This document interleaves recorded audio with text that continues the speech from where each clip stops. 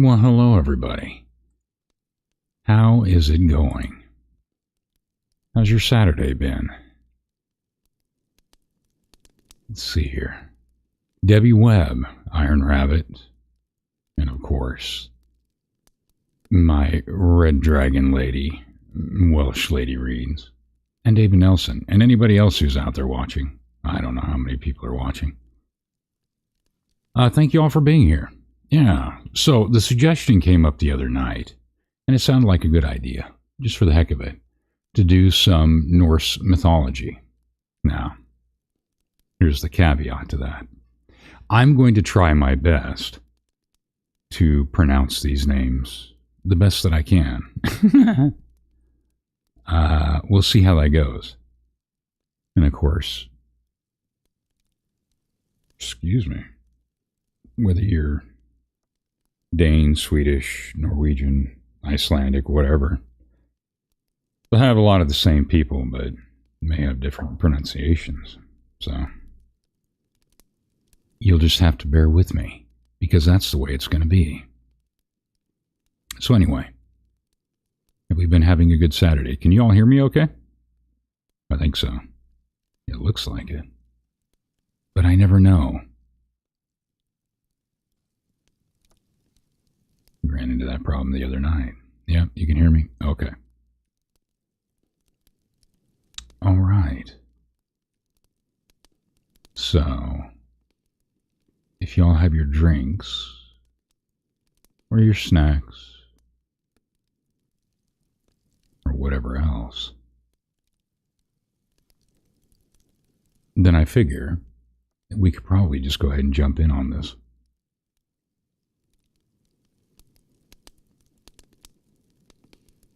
And see how it goes.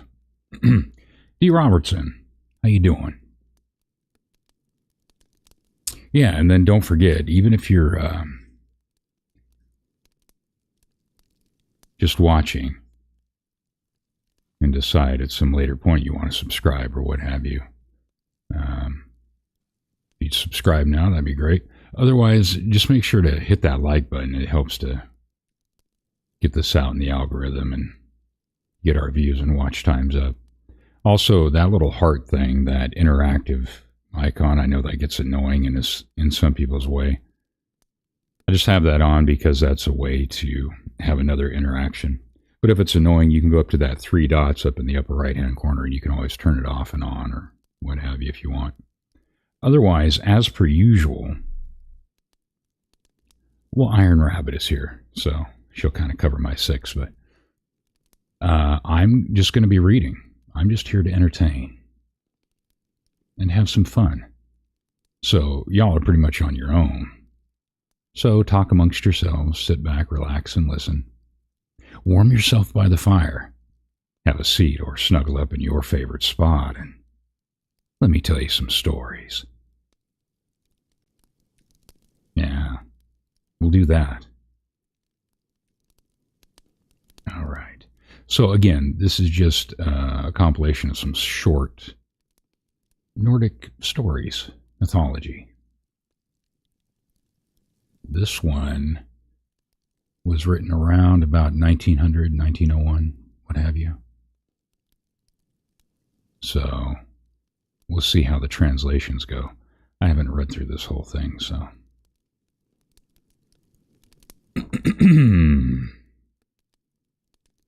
Don't forget to hydrate, yeah. Yeah, I've got some coffee. We might need some tea later on. I don't know. We'll see how it goes.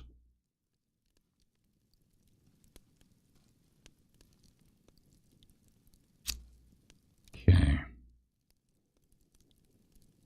The story of the beginning. The people who lived long ago in the far-off lands of the north watched the wonderful things that happened out of doors every day, just as we do.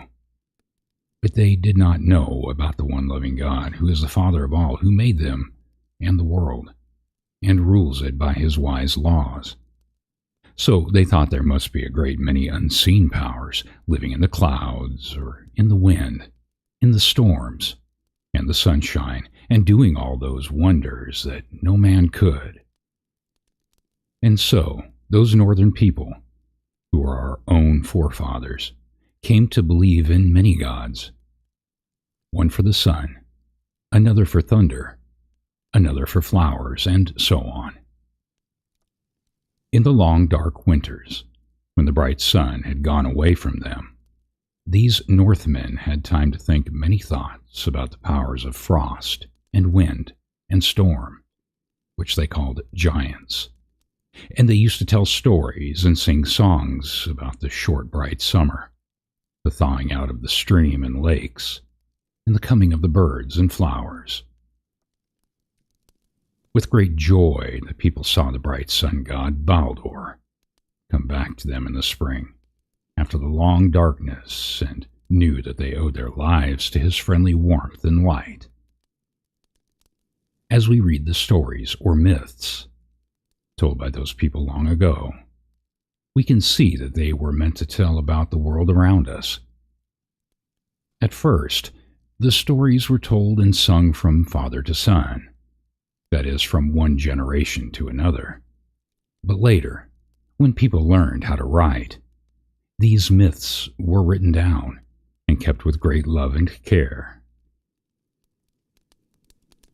This is the story they told of the beginning. At first, before living creatures were in the world, it was all rough and without order. Far to the north it was very cold, for ice and snow were everywhere. Toward the south, there was fire, and from the meeting of the fire and the cold, a thick vapor was formed, from which sprang a huge giant. On looking about for some food, he saw a cow, who was also searching for something to eat. The ice tasted like salt, and when the cow began to lick it, a head appeared, and at last the whole figure of a god stood before her. From these two, the giant and the god, came the two great races of giants and gods, who were always enemies to one another. The giants were constantly trying to break into Asgard, the home of the gods in the sky. The gods, on the other hand, watched and planned to keep out the giants, and to drive them back to their own stronghold, Utgard. Our world, where men and women lived, was between Utgard and Asgard. It was called Midgard. And around this Midgard world, under the ocean, was coiled a monstrous serpent who grew so long that his tail grew down his throat, and he was called the Midgard Serpent. A wonderful tree named Yggdrasil, I believe, connected all the worlds. This great ash tree had its roots in Utgard, and the tops of its branches reached up so high as to overshadow Asgard. Its three main roots were watered by three fountains, and near one of them sat the wise giant Mimir, of whom we shall hear later.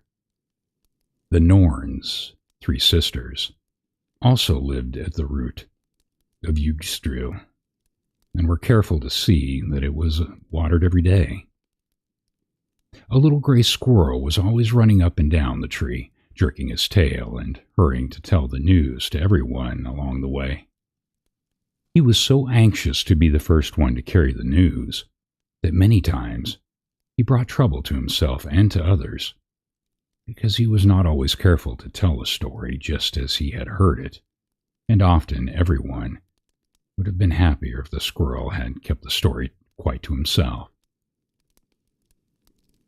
The gods and the goddesses altogether were called Aesir, and the chief and father of them all was Odin. His lofty throne rose high in the midst of Asgard, the sacred city, which the gods had built for their beautiful home. From Asgard, arching over and down to the lower world, was a rainbow bridge called Bifrost, the Trembling Bridge. Upon this, the dwellers in Asgard could travel every day, all except the mighty Thor. His thunder chariot was too heavy for the Trembling Bridge, so he had to go around a longer way. after the gods had made men and women, and taught them to dwell on the earth, in the world of Midgard, Odin looked forward one morning from his heavenly seat to see what further work was waiting for his helping hand. He noticed far away below him a race of small beings, some of them busy doing mischievous deeds, while others sat idle, doing nothing. Odin sent for all these little people to come to him, and when they reached Asgard and were admitted to his palace of Gladsheim, they entered the great judgment hall, where they found all the Aesir sitting, with Father Odin at their head.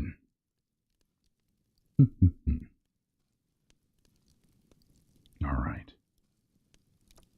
And then there's a break. And then the stories continue on in different chapters. Okay. So that's the first part of it, the beginning.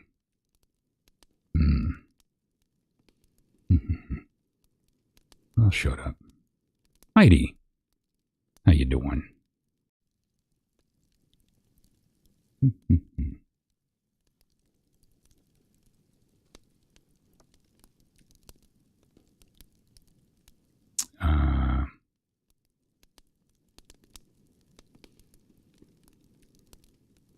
Okay.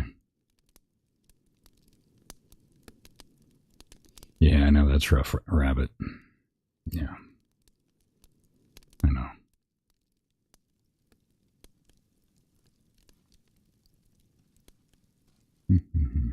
All right.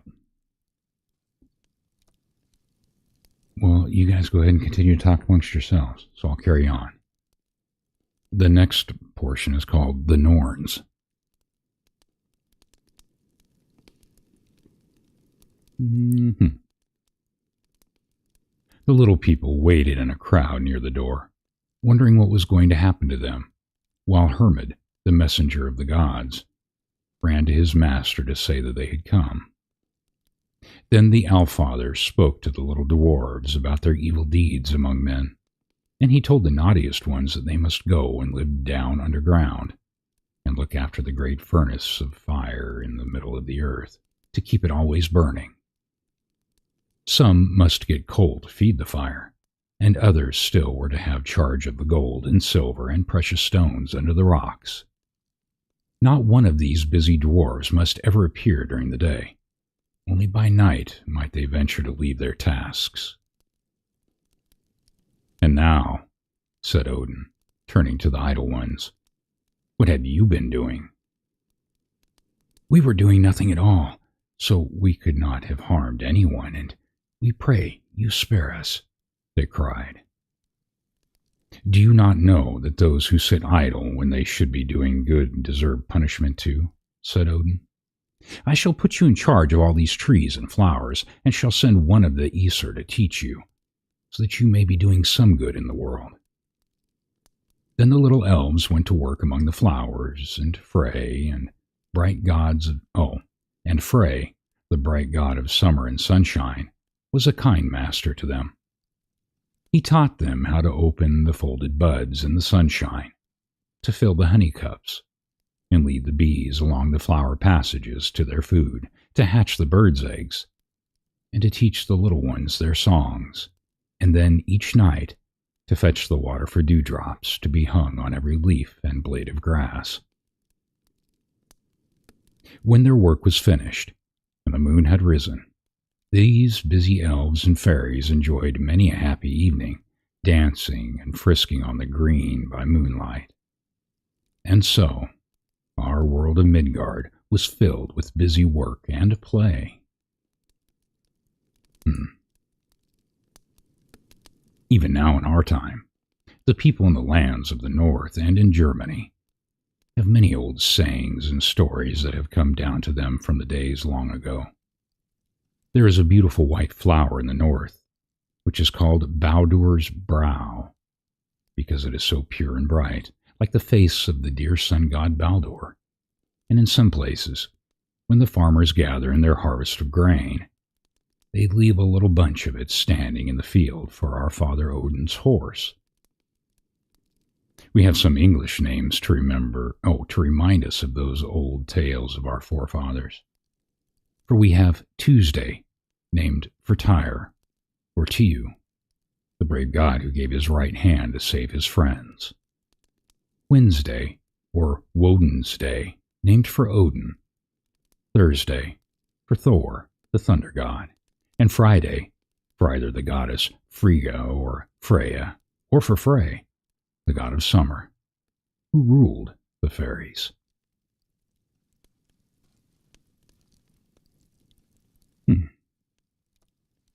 Traveling fools. And Little D. Hi, Danielle. And Wendy. Hi, Wendy. Thanks for stopping by.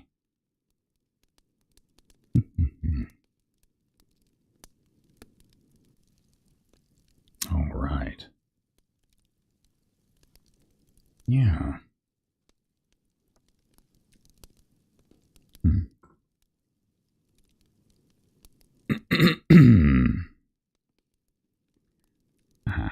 Hi.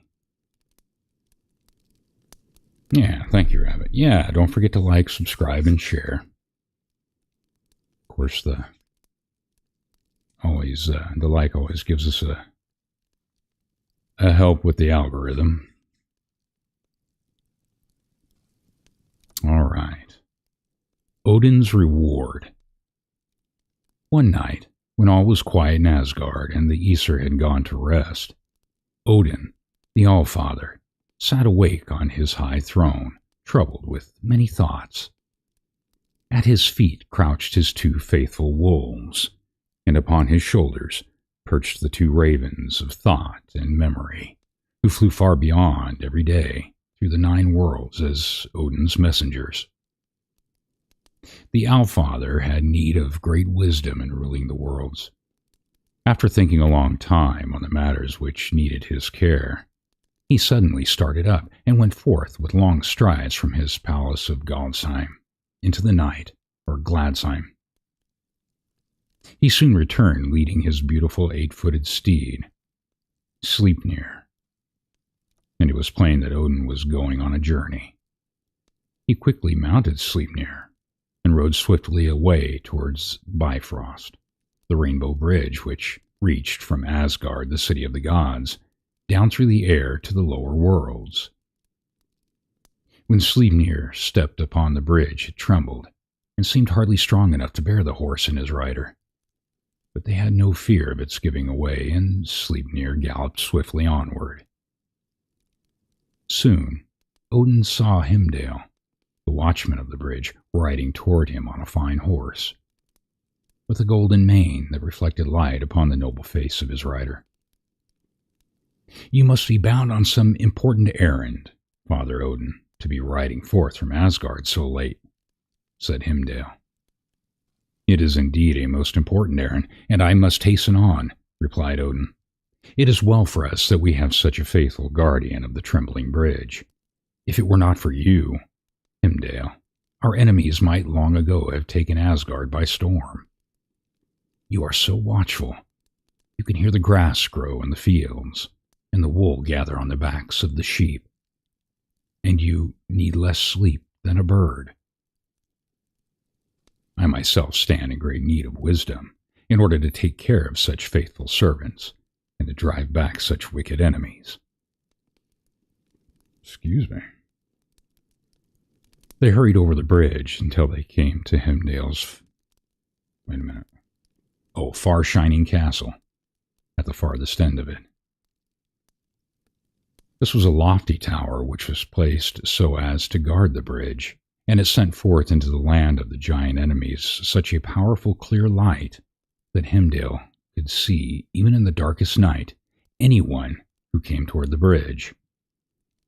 Here Odin stopped a few moments to drink the mead which the good Heimdall offered him. Then Odin said, "As I am journeying into the land of our enemies, I shall leave my good horse with you. There are not many with whom I would trust him, but I know that you, my faithful Heimdall, will take good care of him. I can best hide myself from the giants by going on as a wanderer." With these words, the Allfather quitted Hemdale's castle and started off towards the north, through the land of the fierce giants. During all the first day there was nothing to be seen but ice and snow.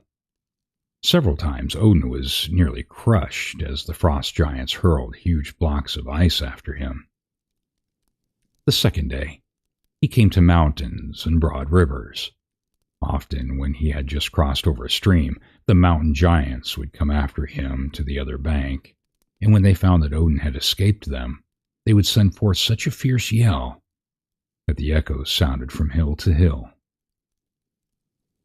At the end of the third day, Odin came to a land where trees were green and flowers were blooming. Here was one of the three fountains which watered the world, Yggdrasil, and nearby sat the wise giant, Mimir, guarding the waters of this wonderful fountain, for whoever drank of it would have the gift of great wisdom. Mimir was a giant in size, but he was not one of the fierce giant enemies of the gods, for he was kind and wiser than the wisest. Mimir's well of wisdom was in the midst of a wonderful valley filled with rare plants and bright flowers, and among the groves of beautiful trees were strange creatures, sleeping dragons, harmless serpents and lizards, while birds with gay plumage flew and sang among the branches.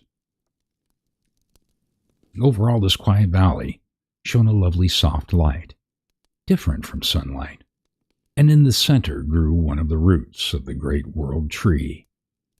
Here the wise giant Mimir sat gazing down into his well. Odin greeted the kind old giant and said, "O Mimir, I have come from far away, from Asgard, to ask a great boon." Gladly. I will help you if it is within my power," said Mimir. "You know," replied Odin, "that as father of gods and men, I need great wisdom, and I have come to beg for one drink of your precious water of knowledge.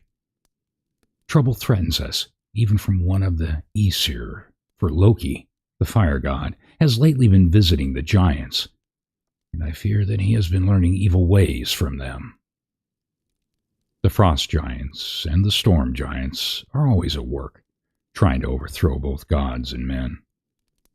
Great is my need of wisdom, and even though no one ever before has dared to ask so great a gift, I hope that since you know how deep is my trouble, you will grant my request."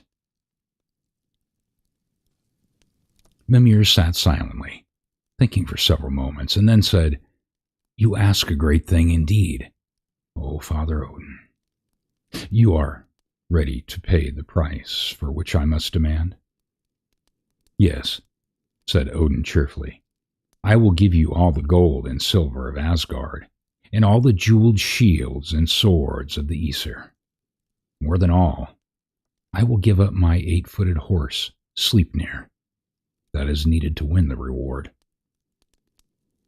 "And do you suppose these things will buy my wisdom?" asked Mimir. "That can be gained only by bearing bravely and giving up to others.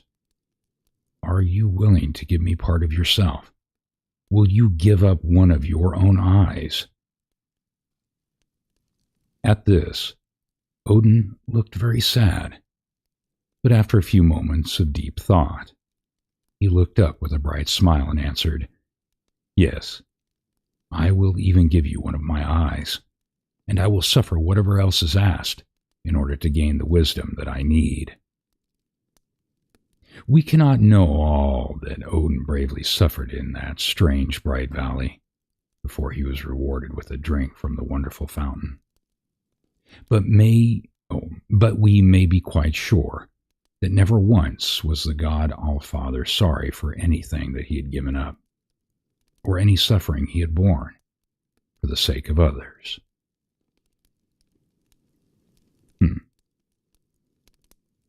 Yeah.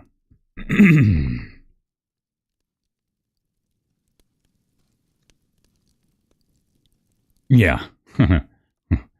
Yeah. This is a little bit different than the weirdos in Delphi. That's for sure. I'm going to rest a bit, but I'm listening. Okay, Danielle. Yeah, just go ahead and snuggle down. Relax. I have people often tell me that I'm so boring, they fall asleep and wake up sometime later. So go ahead, Danielle, fall asleep on me. What else is new? No, just kidding. I'm multitasking. The balls are in the second half. Mm-hmm.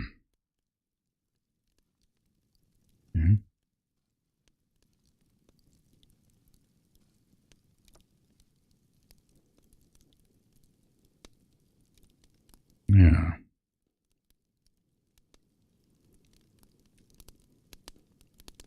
If it isn't druggies, it's the morons elsewhere that have decided that at 2:30 a.m. is the right time to fight.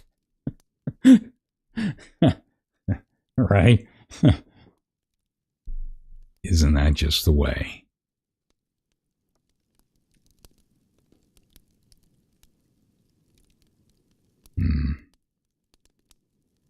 Okay. So the next part is titled Tyre and the Wolf.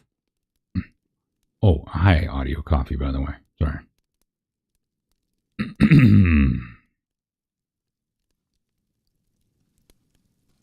Okay. Tyre and the Wolf.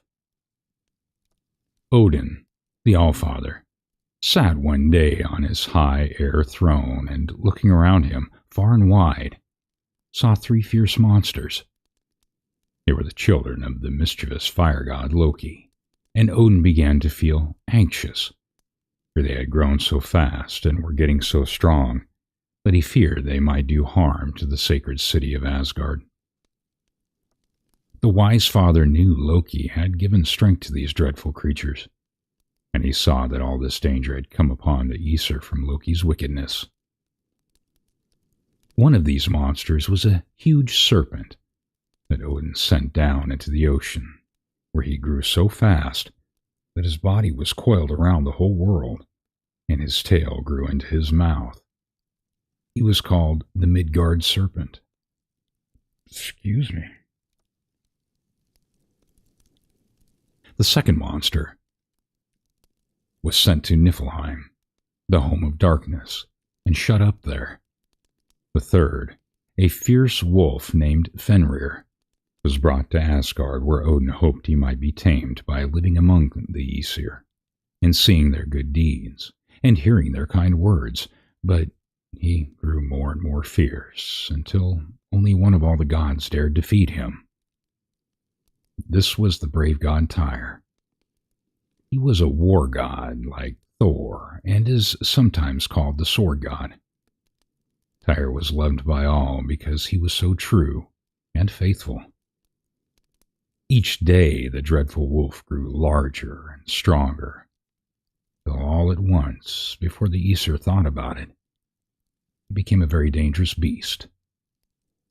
Father Odin always looked troubled when he saw Fenrir the wolf. When he came to get his evening meal of meat from Tyr's hand, and at last one night, after the wolf had gone growling away in his lair, Odin called a meeting with the Aesir. He told them of his fears, saying they must find some plan for guarding themselves and their homes against this monster. They could not slay him, for no one must ever be killed, and no blood must be shed within the walls of the sacred city. Thor was the first to speak.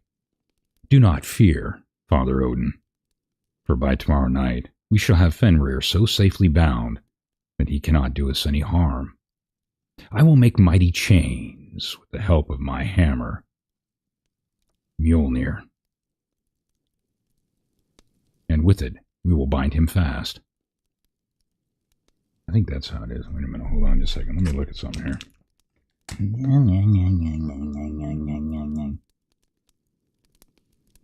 Mjolnir. Yeah, alright. I think that's what they're trying to give me the pronunciation of.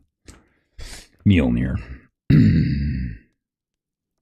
When the Aesir heard these words of Tor, they were glad, and all went home rejoicing, all save the Allfather, who was still troubled, for he knew well the danger, and feared that even the mighty Tor would find his task too much for him.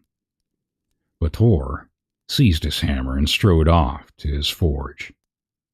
There he worked the whole night long, and all through Asgard were heard the blows of Mjolnir and the roaring of the bellows. The next night, when the Aesir were gathered together, Thor brought forth his new-made chain to test it.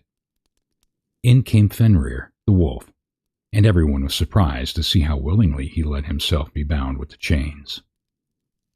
When Thor had riveted the last links together, the gods smiled and began to praise him for his wonderful work.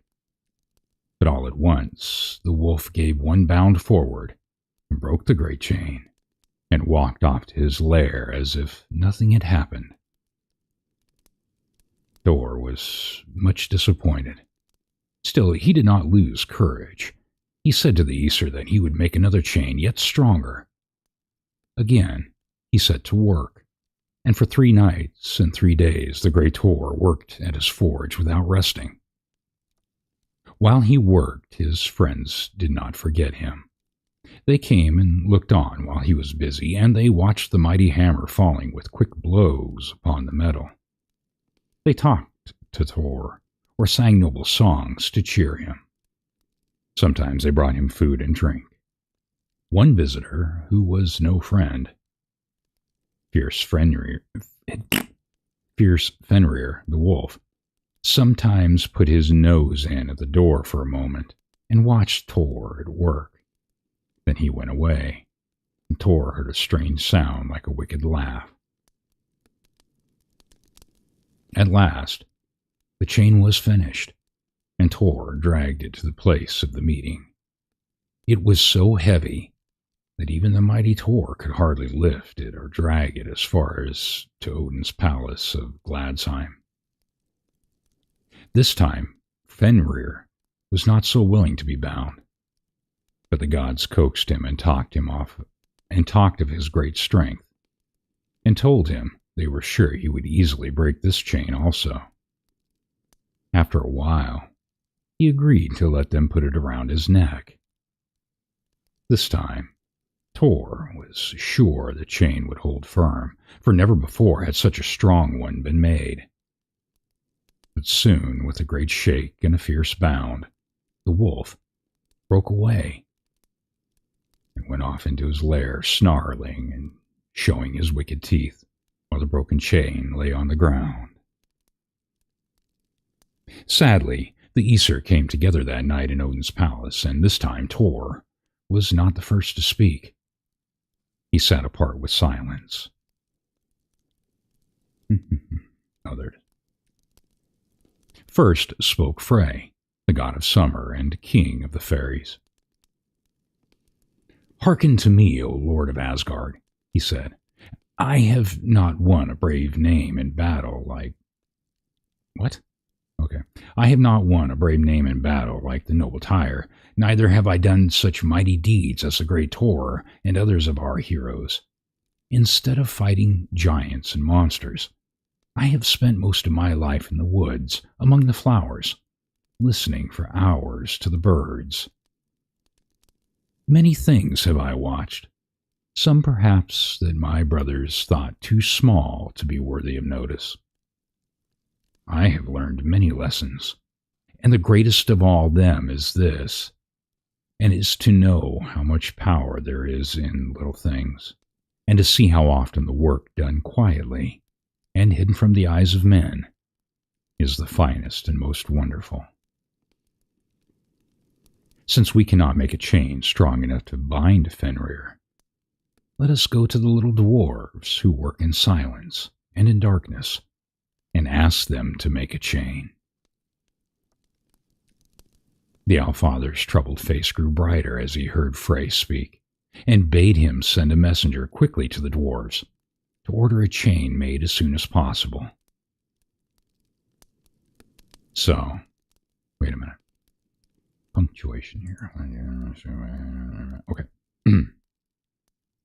So, Frey went out, leaving the Aesir in their trouble, and came to his own lovely home, Alfheim. There, everything was bright and peaceful, and the little elves were busy and happy. Frey found a trusty messenger and sent him with all speed to the dwarves underground to order the new chain and to return as soon as he could bring it. The faithful servant found the funny little dwarf workmen all busy in their dark rock chambers far down inside the earth, while at one side, in a lighter place, sat their king. The messenger bowed before him and told him of his errand. The dwarves were a wicked race, but they were afraid of Odin, for they had not forgotten the talk he once had with them when he sent them down to work in darkness underground, and since that time they never had dared disobey him. The dwarf king said it would take 2 days and 2 nights to make the chain, but it would be so strong that no one could break it. While the busy dwarves were at work, the messenger looked about at many wonderful things. The great central fire, which burns always in the middle of the earth, watched and fed with coals by the dwarves. Above this, the beds of coal and bright precious diamonds, which the dwarves took from the ashes of the fire.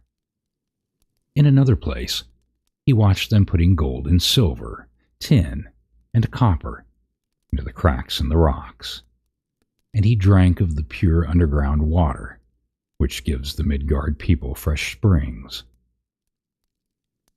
For 2 days this messenger returned to the dwarf king. The king, holding out in his hand a fine small chain, said to the messenger, "This may seem to you to be small and weak, but it is a most wonderful piece of work, for we have used it all in the strongest stuff we could find. It is made of 6 kinds of things: the noise made by the footfall of cats, the roots of stones, the beards of women, the voice of fishes, the spittle of birds, the sinew of bears, and hippie clippings." No, I'm just kidding. Okay. Whatever.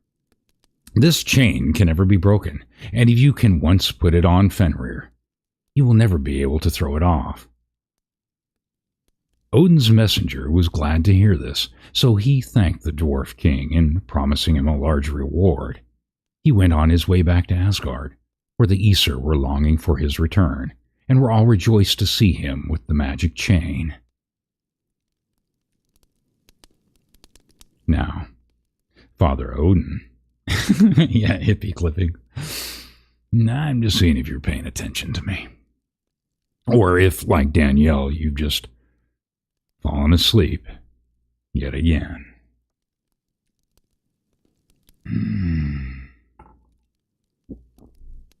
I don't know why I bother. Just kidding. All right, where was I? All right.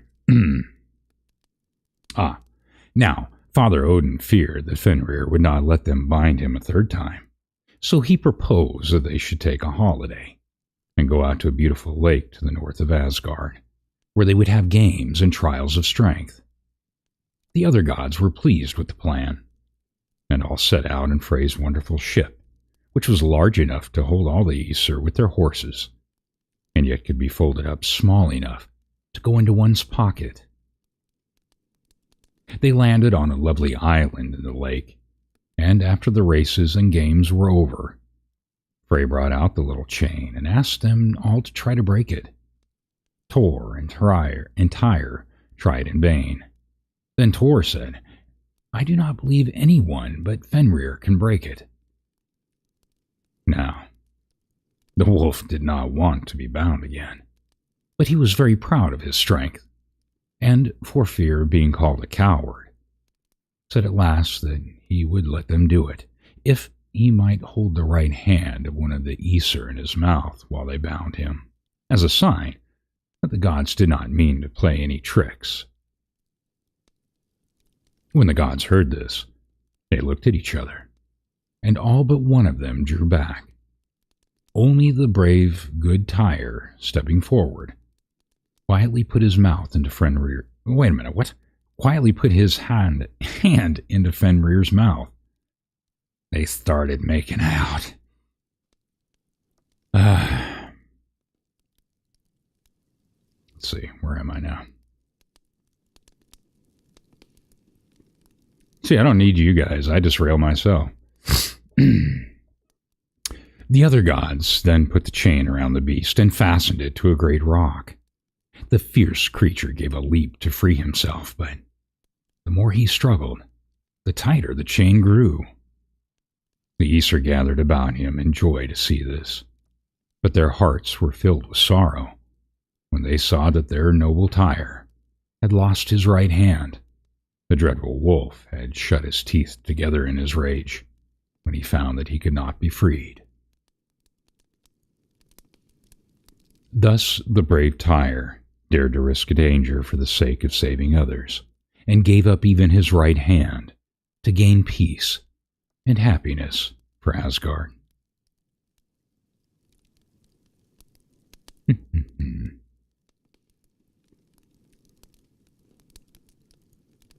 Danielle in her dinosaur pajamas.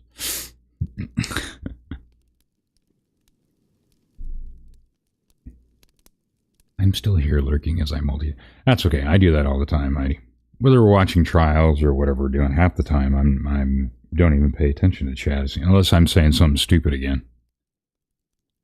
Trying to make a funny joke that at the time appears funny, and I'm just dying laughing, and then I type it in there, and after I post it, then I'm just like, yeah, that was kind of dumb. That's not so funny. Whatever. You can't hit the bullseye every time. But anyway, I get it. Yeah. Oftentimes I'm doing stuff. So that's fine.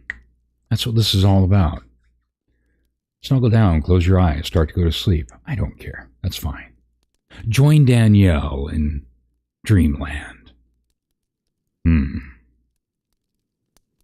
We love you. Hey, lady, don't be getting fresh on me. I'm just trying to hear Reed. Hear Reed? I'm just trying to... Never mind. All right, the next one. Freya's necklace.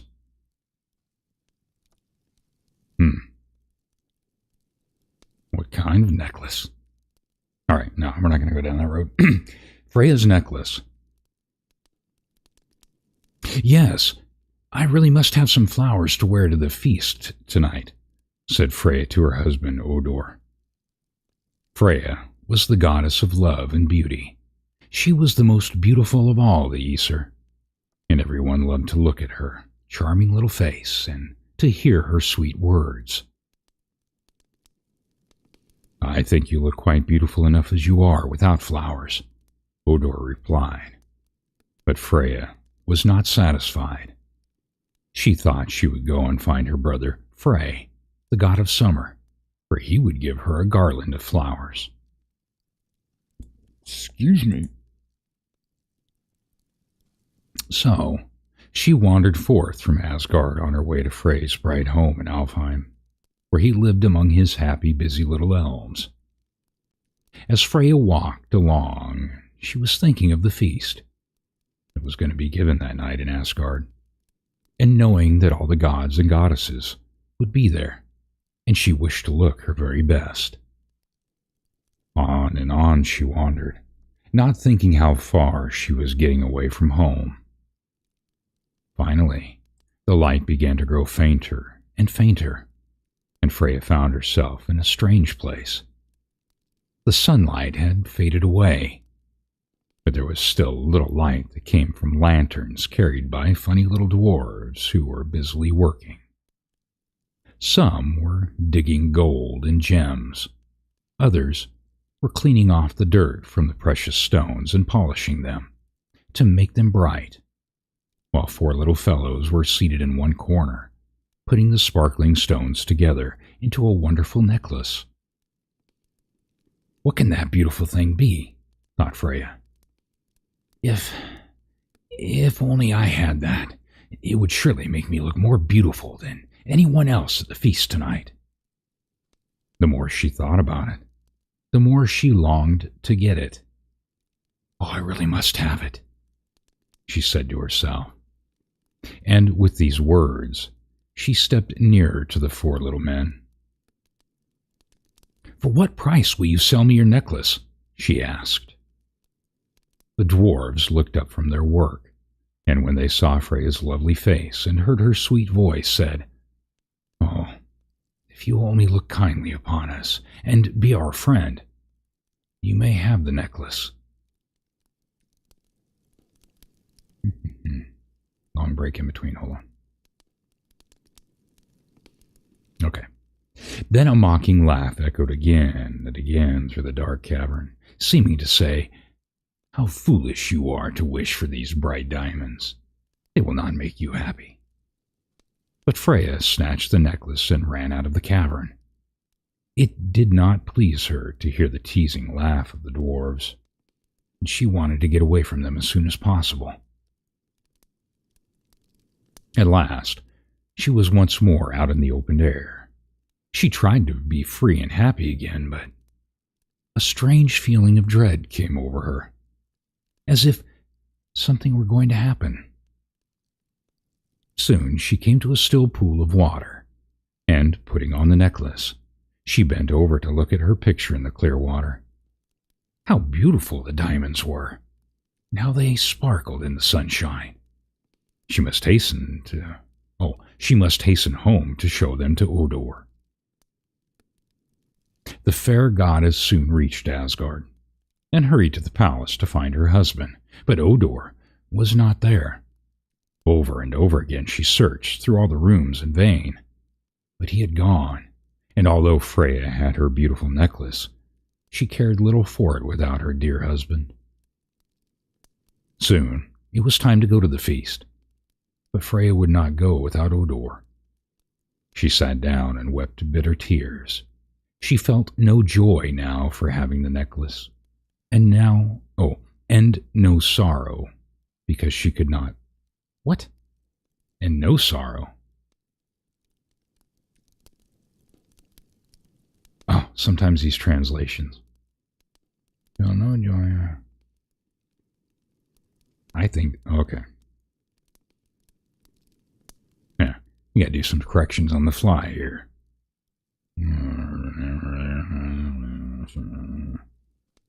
All right, whatever.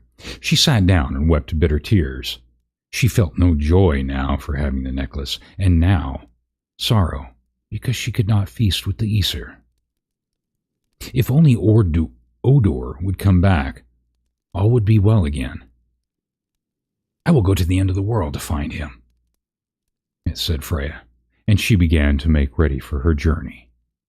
Her chariot, drawn by 2 cats, was soon ready, but before she could start, she must first ask Father Odin to allow her to go. "Oh, Father, I beg you, give me leave to go look for my Odor in every corner of the world." The wise father replied, "Go, fair Freya, and may you find whom you seek." Then she started forth. First, to the Midgard world, the goddess of beauty went. But no one in all the world had seen or heard of Odor. Down under the earth, in the Niflheim, and even to Utgard, the land of giants, she wandered. But still, no one had seen or even heard of her husband.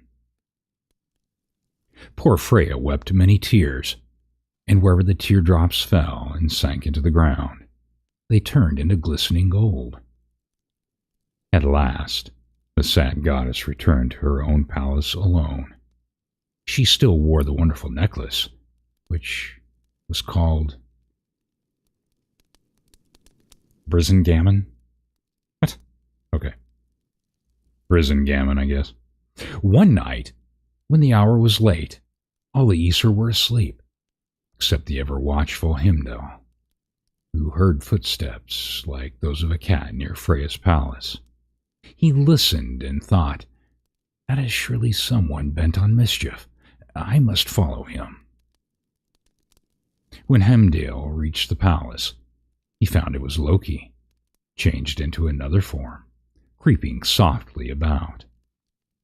Himdall quietly watched him and saw him glide into Freya's house. Oh, into Freya's bedside.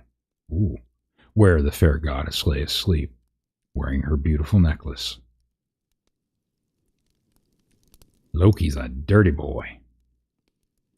Loki had come to steal the necklace, but when he saw that she was lying on the clasp of the chain, so that he could not undo it without waking her, he changed himself into a gnat, and, crawling along on the pillow, stung her just enough to make her turn over, but not enough to wake her.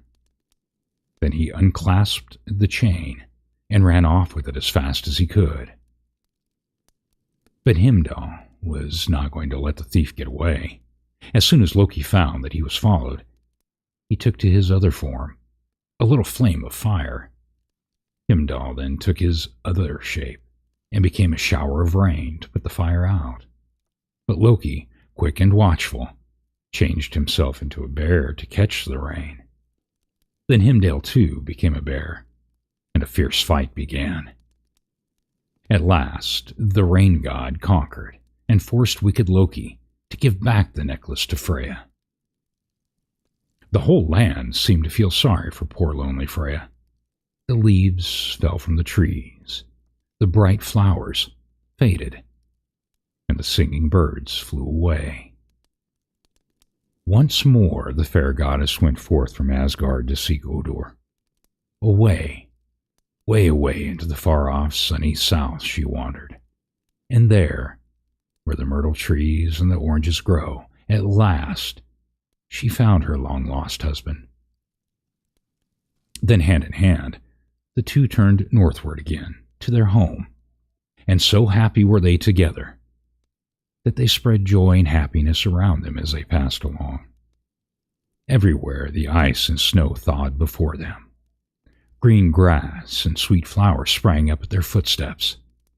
The birds sang their sweetest songs. The warm summer came back to the Northlands, and everyone was glad and joyful, for lovely, smiling Freya was at home again. Kingsley wrote, "White were the moorlands and frozen before her. Green were the moorlands and blooming behind her. Out of her gold locks, shaking the spring flowers. Out of her garments, shaking the south winds. Around in the birches, awakening the throstles. Beautiful Freya came."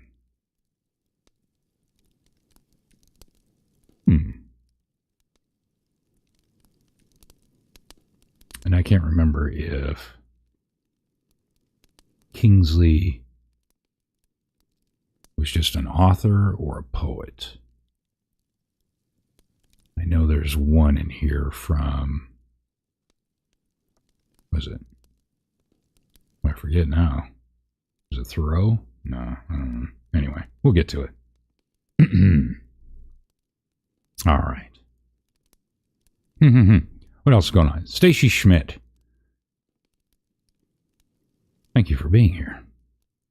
Hello, hello. And again, everyone else who's watching and listening.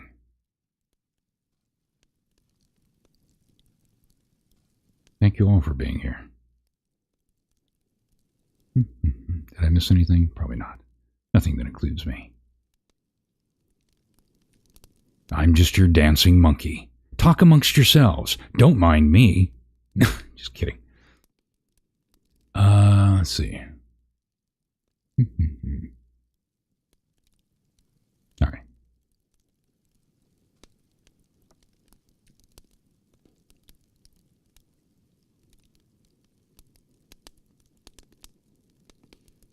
I need to put my son. Are you still eating your son's Halloween candy?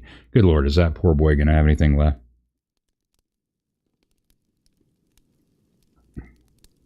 My mom ate all my candy. It's terrible. Horrible.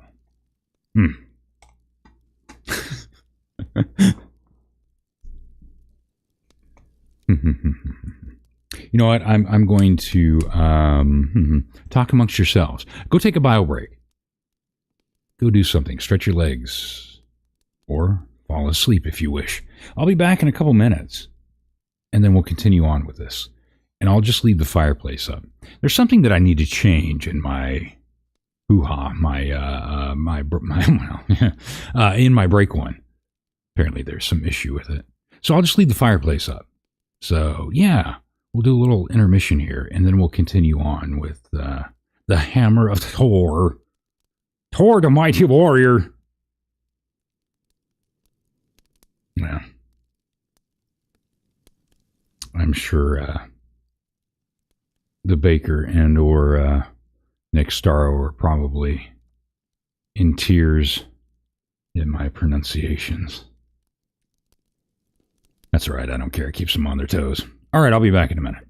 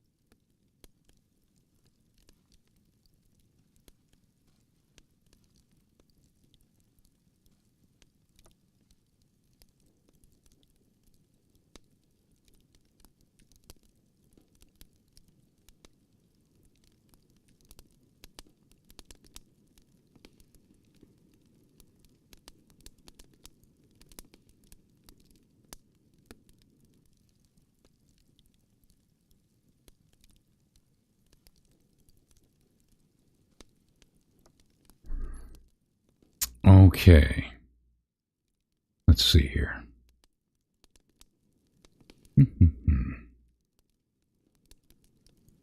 Oh, iron. Yeah. Rabbit, your cat. That's so funny. Yeah, I don't know what it is.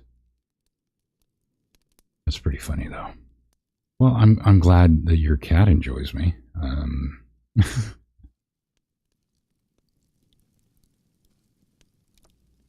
What do you mean you're stripping off? Really? Oh, yeah. Go ahead and cuddle up in bed and just snuggle down and listen. I already got women taking their clothes off, apparently. Oh. Anyway. Yeah. The Hammer of Thor. Sif was the wife of the mighty Thor, the thunder god, and she was very proud of her beautiful golden hair, which she combed and braided with great care.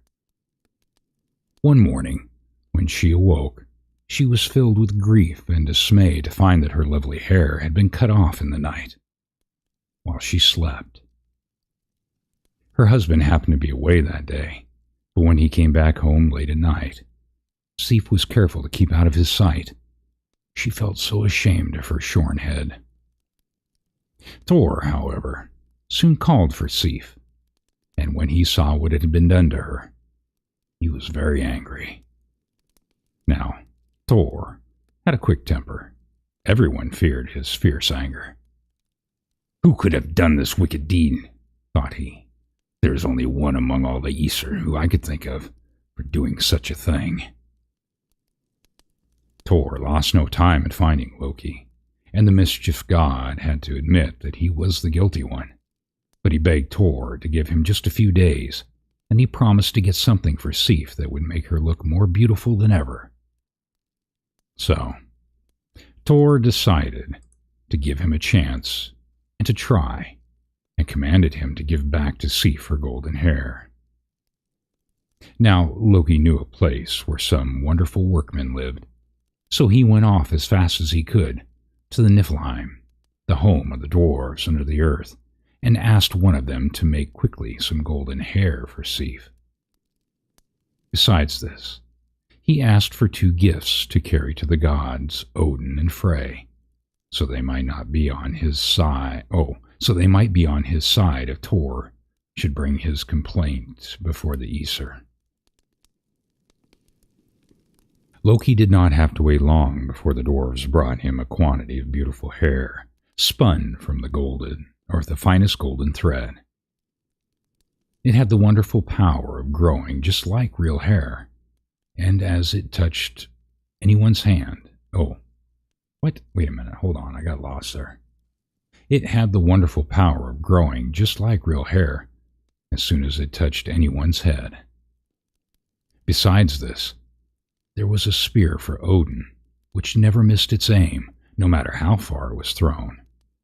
And for Frey, a ship that could sail through the air as well as the sea. Although it was large enough to hold all the gods and their horses, yet it could be folded so that it was small enough to put in one's pocket. Loki was greatly pleased with these wonderful presents, and declared that this dwarf must be the most skillful workman of them all.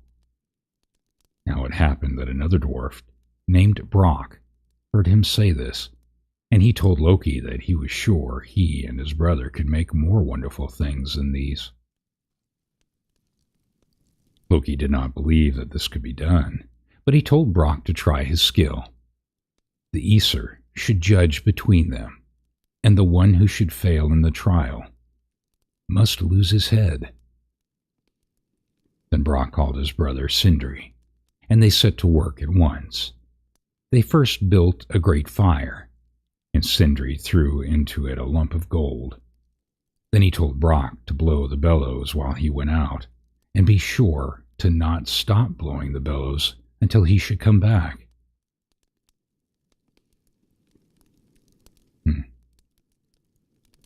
Brock thought this an easy task, but his brother had not been gone long when a huge fly came in and buzzed about his face, and bothered him so greatly that he could hardly keep blowing. Still, he was able to finish his work, so that when Sindri came back, they took out of the fire an enormous wild boar, which gave out light and could travel through the air with wonderful speed. On the second day, Sindri threw another lump of gold into the fire and left his brother to blow the bellows. Again, the buzzing, stinging fly came back, and was even more troublesome than before. But Brock tried very hard to be patient, and was able to bear it without stopping his work until Sindri returned. Then they took from the fire a magic ring of gold, from which 8 new rings fell off every week. The third day, A lump of iron was put in the fire, and Brock was again left alone. In came the cruel fly, and as you may have guessed, that it was really the mischief maker. In came the cruel fly, and have you guessed that it was really the mischief maker, Loki? He bit the poor little dwarf so hard on the forehead that blood ran down into his eyes and blinded him, so that he could no longer see to do his work. Poor Brock had to stop just before Sindri came home, but not before the hammer which they were making in the fire was nearly finished. Only the handle came out rather too short. This magic hammer was named Mjolnir. It had the power of never missing its mark, and would always return to the hand which threw it. When Loki appeared at last before the Aesir, with one of the dwarf brothers and their gifts, it was declared that they had made the finest things. It was declared that they had made the finest things, for the hammer which was given to Thor would surely be the most useful in keeping the giants out of Asgard. When Loki found that the judgment was against him, he started to run away, but Thor soon made him turn back by threatening to throw his hammer after him. Then Loki had to collect his wits and think of some way to escape, losing his head instead of making the dwarves pay the forfeit, as he had expected. At last, he told Brock and Sindri that they could have his head, according to the agreement, but as nothing had been said about his neck, they could not, of course, touch that. Thus the wily Loki, by his wit, saved his life. Okie dokie. All right. The next one.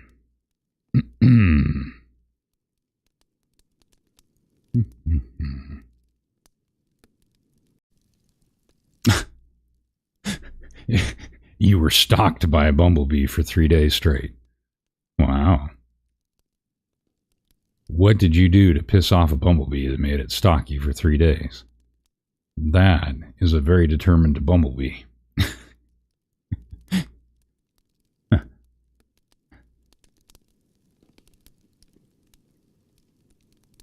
Well, thank you, Welsh Lady. I'm glad you liked it. It was a little shorter than what I thought it was going to be. All right, so the next one is titled Thor's Wonderful Journey.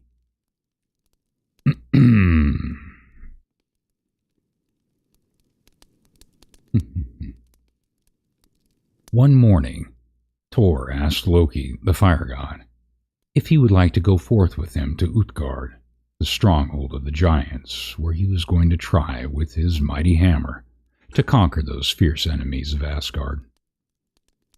Loki was glad to go with him, and the two gods started forth in Thor's chariot, drawn by 2 goats. Thor often went on a journey, so the dwellers in Asgard did not wonder to see him getting ready for a long drive. As Thor and Loki drove along, the heavy chariot rattled and made thunder and echoed amongst the hills. People in our world, down below in Midgard, heard the rumbling and said, "What a heavy thunderstorm! How the thunder crashes and rumbles." Toward evening, the travelers stopped at a peasant's hut, and Thor, alighting from his chariot, went to the door of the house to ask shelter for the night. "I will gladly give you a room, but I have no food in the house," said the man who opened the door. "No, never mind that," said Thor. "I will provide the food." Excuse me. So, Thor and Loki stopped for the night at the peasant's hut. They found the family within, the man, his wife, and children, a boy and a girl.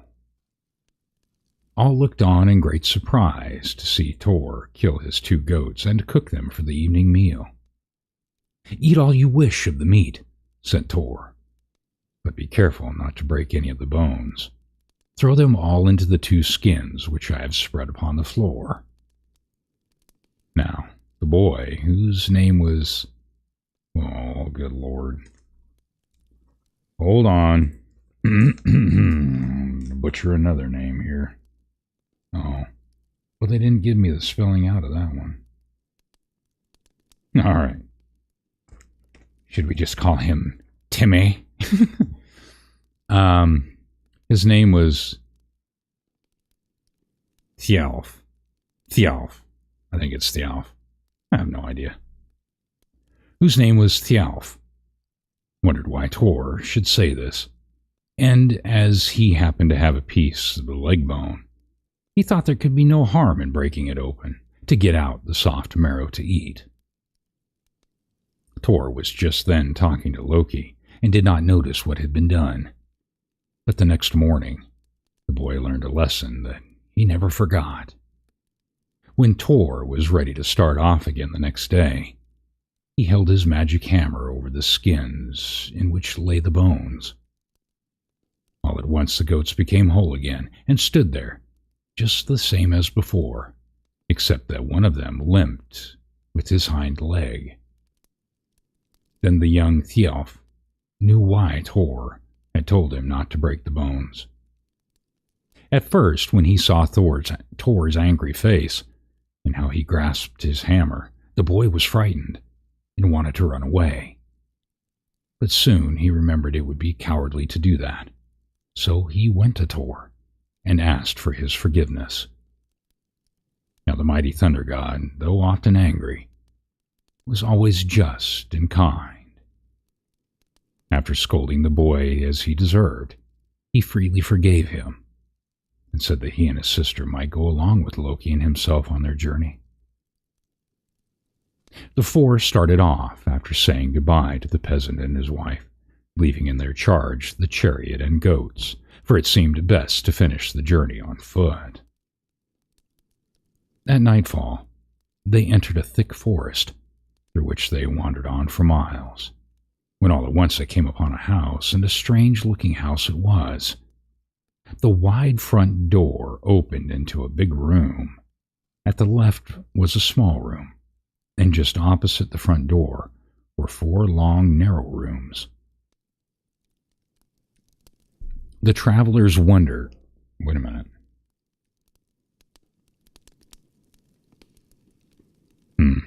The travelers wondered at finding a house in the depths of a forest, but they were glad to have shelter for the night, and all lay down for a good rest. Soon, after midnight, they were awakened by groans and strange sounds, and the earth began to tremble. Tor sent his companions into the farthest room, grasped his hammer, and stood on guard by the door. At daybreak, he started forth to find out what had caused the noise. He had not gone far when he came upon a huge giant laying on the ground asleep, and Tor found that he was making the earth tremble with his snoring, which must have been the sound they had heard in the night. While Tor was looking at the giant, he awoke and spoke to the god. "Oh, I think you a little fellow, and you must be Tor, of whom I have often heard. But really, I did not think you were quite so small. Now the sun is up, and I must be off. But where's my other glove? Oh, here it is, on the ground." And the giant stooped and picked up his glove, which was the very house in which our 4 travelers had spent the night, with the big front door where the hand went in. Jeez. It's a big giant. The thumb for the one side room and the 4 narrow finger rooms opposite the door. "If you are going my way, you may come along with me," said the giant. So they journeyed together for one day, but even mighty Tor could hardly keep up with the giant's long strides. When night came, the giant stopped under a large oak tree and said, "I'm going to sleep. You may eat your supper if you wish. Here's a bag full of things." Saying this, he fell asleep and was soon snoring. But when Tor tried to open the bag of food, he could not untie the cord. This made him angry, for the giant had tied up their food with his own. Wait a minute, what in the world?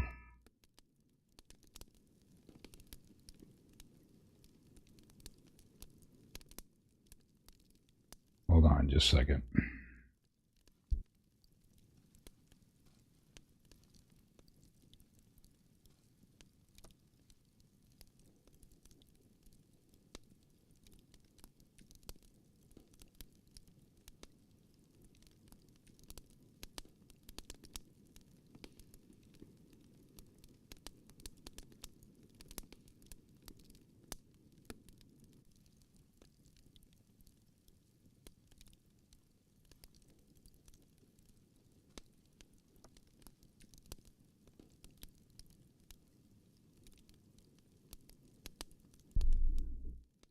Okay. It's all right. Okay, so let's see. Where was I? Oh, so he's pissed off somewhere along the lines here. Let's see what the guy. Oh, but when Tor tried to open the bag of food, he could not untie the cord. This made him angry, for the giant had tied up their food with his own. He looked at the huge figure lying before him asleep, and when he thought what a mean trick the giant had played upon them, Tor seized the magic hammer and threw it at him. "Did a leaf fall on me?" said the giant sleepily. "Haven't you eaten your supper yet? Well, I'm going back to sleep again." And soon he was snoring louder than before. Tor grasped his hammer tighter than ever and threw it with such great strength that it seemed as though it must surely have killed the giant. But again, he rubbed his eyes and said, "I thought an acorn fell on my head." He had hardly spoken when he was asleep again. Then the third time, Tor hurled his hammer with all his strength, and it seemed to hit the enemy in the forehead and was buried out of sight. But the giant only said, "I think there must be birds overhead in this tree. I thought a feather dropped on me. Are you awake, Tor? I think we'd better be going on our journey, and if you are bound to go to Utgard, I will show you the way, but I advise you to go home instead. You will find bigger fellows than I in Utgard." The Tor had made up his mind to go on, and nothing could make him change. At noontime, the four friends left their giant guide, whose path led another way. They had not traveled far when Tor spied a large city looming up before them, and soon they came to Utgard, the home of the fierce giants. Although it was surrounded by high walls, Tor and his friends were able to creep through the bars of the great gate. When they came to the palace and found its door open, they went in, and there sat all the giants with their king, Utgard Loki, at their head. Utgard Loki. Interesting. At their head. A quite different Loki was this giant king from the mischievous fire god, the Loki from Asgard, who now stood before him. Upon seeing the four strangers, the king of the giants said, "Why, this must be the god Tor. I really did not suppose that you were such a little fellow, Tor, but probably you are stronger than you look. Now, before you sit down at our table, you must each show some proof of your strength." Then Loki, who was very hungry, said he was sure he could eat more than anyone else. So the king called one of the giants to come forth, saying to Loki, "If you can indeed eat more than one of my men, you will have performed a great feat." A huge trough full of meat was brought in, and Loki began eating it at one end, while the giant began eating at the other. They reached the center together, but Loki had eaten only the meat, while the giant had devoured meat, bones, trough, and all. Thjalf, the peasant boy, took his turn next, and boasted that he was the fastest runner of them all. Said the king. It will be a most wonderful feat if you can win a race against one of my men. The first time Thjalf ran the course, he kept ahead until near the end, and was beaten only by a few yards. The second time he came off worse, and the third time he was only halfway around when the giant had reached the goal. Tor, however, was not at all cast down by the failure of the others, and he proposed to try a drinking match. So the king brought forth a long drinking horn, saying, "My men usually empty this in one draught, if they are very thirsty, though sometimes they have to take it in 2 swallows, or even 3. Then Tor put his lips to the drinking horn, and took one long, deep pull, thinking he had surely emptied it. But to his surprise, the water had lowered only a few inches. Again he lifted the horn, feeling sure he emptied it this time. Yet he did no better than before. The king said, You have left a great deal for your last drink." This made Tor try his very best, but it was of no use. He could not empty the horn. "So, you are not as strong as you seemed after all. Do you care to try anything else?" said the king of the giants in a mocking tone. Certainly. Anything you like," replied Tor. "Well," said the king, "I will give you something easy this time, since I see you are not as strong as I expected. You may try to lift this cat from the floor. It would be mere child's play for one of my men." Tor put out his hand to lift the cat, but he could only raise one paw, though he used all his strength. "Well, it is no more than I expected," said the king. "You boast of your strength, but you do not show it to us." By this time, Tor was getting very angry, and he spoke fiercely. I will challenge any of you to a fight with me." The king looked about the hall to find someone small enough to wrestle with Tor. Then he said, "All my men are too large. I shall have to send for one of the women."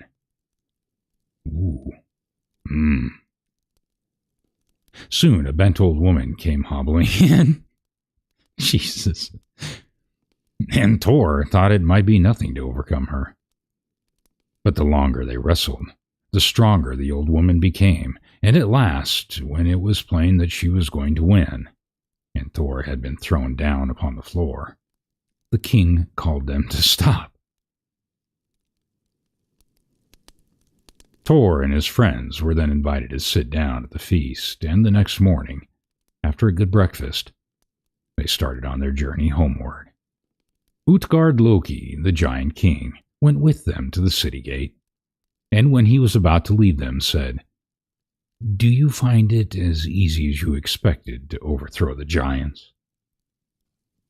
"No," said Tor, who was too honest to hide his shame. "I am vexed that I have done so little, and I know that after this failure, you will all laugh at my weakness." "No, indeed," replied the king. "Since you are now well outside your stronghold, I will tell you the truth about what you saw there, and I will take good care not to let you get in again. You have greatly surprised us all, for we did not dream that you were so strong, and I have had to use magic to hold out against you. When you first met the giant in the forest, you would have killed him with your hammer if he had not put a mountain between himself and you. Loki was a wonderful eater, but we matched him against fire, and who can devour more than fire? The boy was a swift runner, and I had made him race against thought in order to beat him. What can be swifter than thought? The horn, from which you drank, was the ocean, and you took such a mighty draught that the people in Midgard saw the tide ebb. It was really not a cat you tried to lift, but the Midgard serpent, and you pulled him so far that we feared you would let go of his hold. Then you wrestled with old age, and who is there that can overcome old age? With these words, the giant king vanished, and Thor, upon looking around, saw the city of Utgard was gone. Then silently, with many thoughts of these strange things, Thor and Loki, with the boy and the girl, made their way back to Asgard.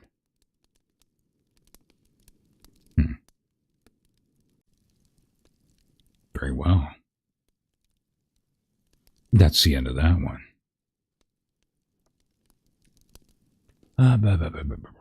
Let's see. I did nothing. I rounded it up, and I let it outside each day. And yet the little fuzzy bastard came back for more. That's funny. Well, maybe it was tired of life. And was pissed off that you continually tried to save it. Day 1, it was flying around my bedroom. I trapped and released it. Day 2, it was pacing the bathroom like a pro. It was captured and released. Day 3, it walked up my damned bed and bit my finger. Oh, that's funny.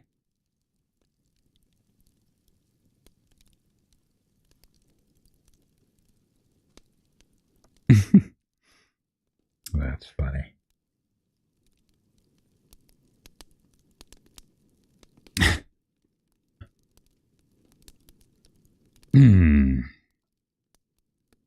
All right.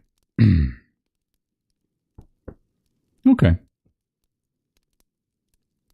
Well, you keep lurking and listening, along with everyone else that hasn't fallen asleep yet. Danielle. Just kidding. All right. How Thor lost his hammer. I have such a goofy laugh. Come, Loki. Are you ready? My goats are eager to be off. Sounds like Valhalla, cried Thor, as he sprang into his chariot, and away they went, thundering over the hills. All day long they journeyed, and at night they lay down to rest by the side of a brook. When Baldur, the bright sun god, awoke them in the morning, the first thing Thor did was to reach out for Mjolnir, his magic hammer, which he had been carefully laid by his side the night before. "Why, Loki," he cried, "alas, my hammer is gone. Those evil frost giants must have stolen it from me while I slept. How shall we hold Asgard against them without my hammer? It will surely take our stronghold." "We must go quickly and find it," replied Loki. "Let us ask Freya to lead us..." What? Oh, no. "Let us ask Freya to lend us her falcon garment." Her falcon garment. Okay. Now, the goddess Freya had a wonderful garment made of falcon feathers, and whoever wore it looked just like a bird, as you may suppose. This was sometimes a very useful thing. Excuse me. So Thor and Loki went quickly back to Asgard. Gotta fix this. So Thor and Loki went quickly back to Asgard, and drove with all speed to Freya's palace, where they found her sitting amongst her maidens. "Asgard is in great danger," said Thor, "and we have come to you, fair goddess, to ask if you will lend us your falcon garment, for my hammer has been carried off, and we must go in search of it." "Surely," answered Freya, I would lend you my falcon cloak, even if it were made of gold and silver." Then Loki quickly dressed himself in Freya's garment and flew away to the land of the frost giants, where he found their king making collars of gold for his dogs and combing his horses. As Loki came near, he looked up and said, "Ah, Loki, how fare the mighty gods in Asgard?" "The Aesir are in great trouble," replied Loki, "and I am sent to fetch the hammer of Thor." "And do you think I'm going to be foolish enough to give it back to you after all I have... Wait a minute. Give it back to you after I have had all the trouble of getting it into my power?" said the king. "I have buried it deep, deep down in the earth, where there is only one way which you can get it back again. You must bring me the goddess Freya to be my wife." Loki did not know what to say to this, for he felt sure that Freya would never be willing to go anywhere from Asgard to live amongst the fierce giants. But as he saw no chance of getting the hammer, he flew back to Asgard to see what could be done. Thor was anxiously looking out for him. "What news do you bring, Loki?" he cried. "Have you brought me my hammer again?" "Alas, no," said Loki. "I bring only a message from the giant king. You will not give up your hammer until you persuade Freya to marry him." Then Thor and Loki went together to Freya's palace, and the fair goddess greeted them kindly. But when she heard their errand, and found they wished her to marry the cruel giant, she was very angry and said to Thor, "You should not have been so careless as to lose your hammer. It is all your own fault that it is gone, and I will never marry a giant to help you get it again." Thor then went to tell Father Odin, who called a meeting of all the Aesir, for it was a very serious matter they were to consider. If the king of the giants only knew the power of the mighty hammer, he might storm Asgard and carry off the fair Freya to be his bride. So, the Aesir met together in their great judgment hall in the palace of Gladsheim. Long and anxiously they talked over their peril, trying to find some plan for saving Asgard from these enemies. At last, Heimdall, the faithful watchman of the Rainbow Bridge, proposed a plan. "Let us dress Thor," said he, "in Freya's robes, braid his hair, and let him wear Freya's wonderful necklace and bridal veil." "No, indeed," cried Thor angrily. "You would all laugh at me in a woman's dress. I will do no such thing. We must find some other way." But when no other way could be found, at last, Thor was persuaded to try Heimdall's plan, and the Aesir went to work to dress the mighty thunder god like a bride. He was the tallest of them all, and of course he looked very queer to them in his woman's clothes.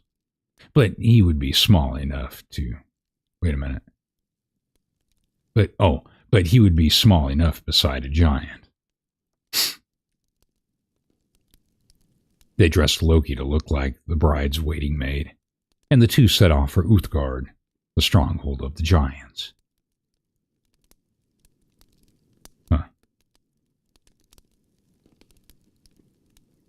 Let me see here. Hold on just a second.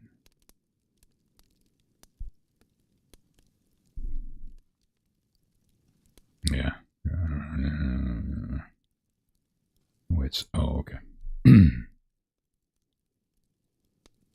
When the giant king saw them coming, he bade his servants to make ready the wedding feast, and invited all his giant subjects to come and celebrate his marriage with the lovely goddess Freya.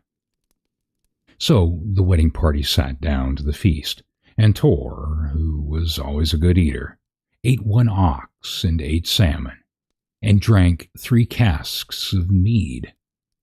The king watched him, greatly surprised to see a woman eat so much, and said, "Where hast thou seen such a hungry bride?"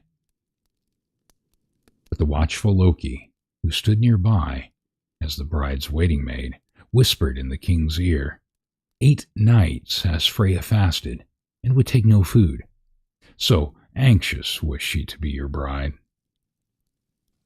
This pleased the giant, and he went toward Tor, saying he must kiss her. That he must kiss his fair bride. But when he lifted the bridal veil, such a gleam of light shot from Tor's eyes, the king started back and asked why Freya's eyes were so sharp. Again Loki replied, for 8 nights the fair Freya has not slept, so greatly did she long to reach here. This again pleased the king, and he said, now let the hammer be brought and given to the bride, for the hour has come for our marriage.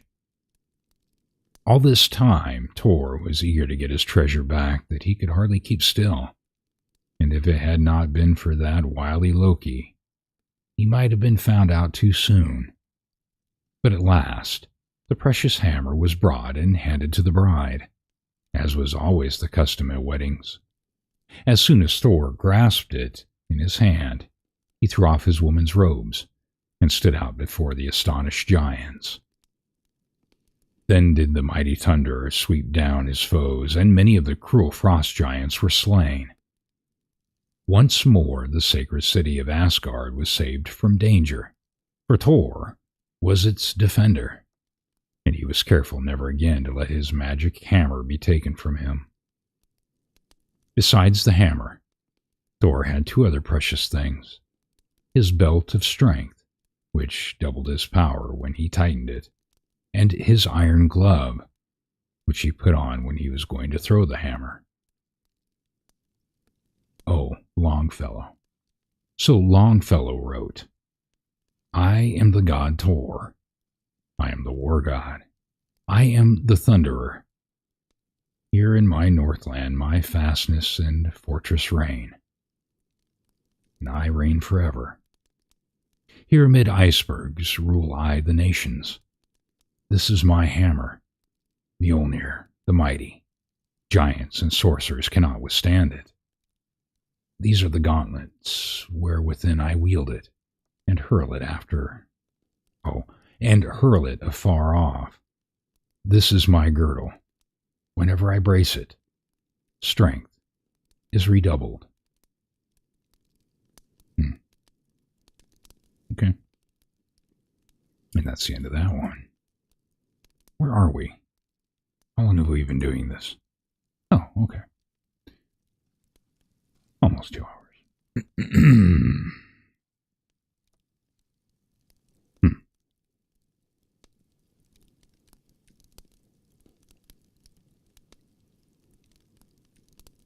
Tennessee won. Well, congratulations. Yay. I'm sure Volstorm and the expert and Valhalla are all beside themselves.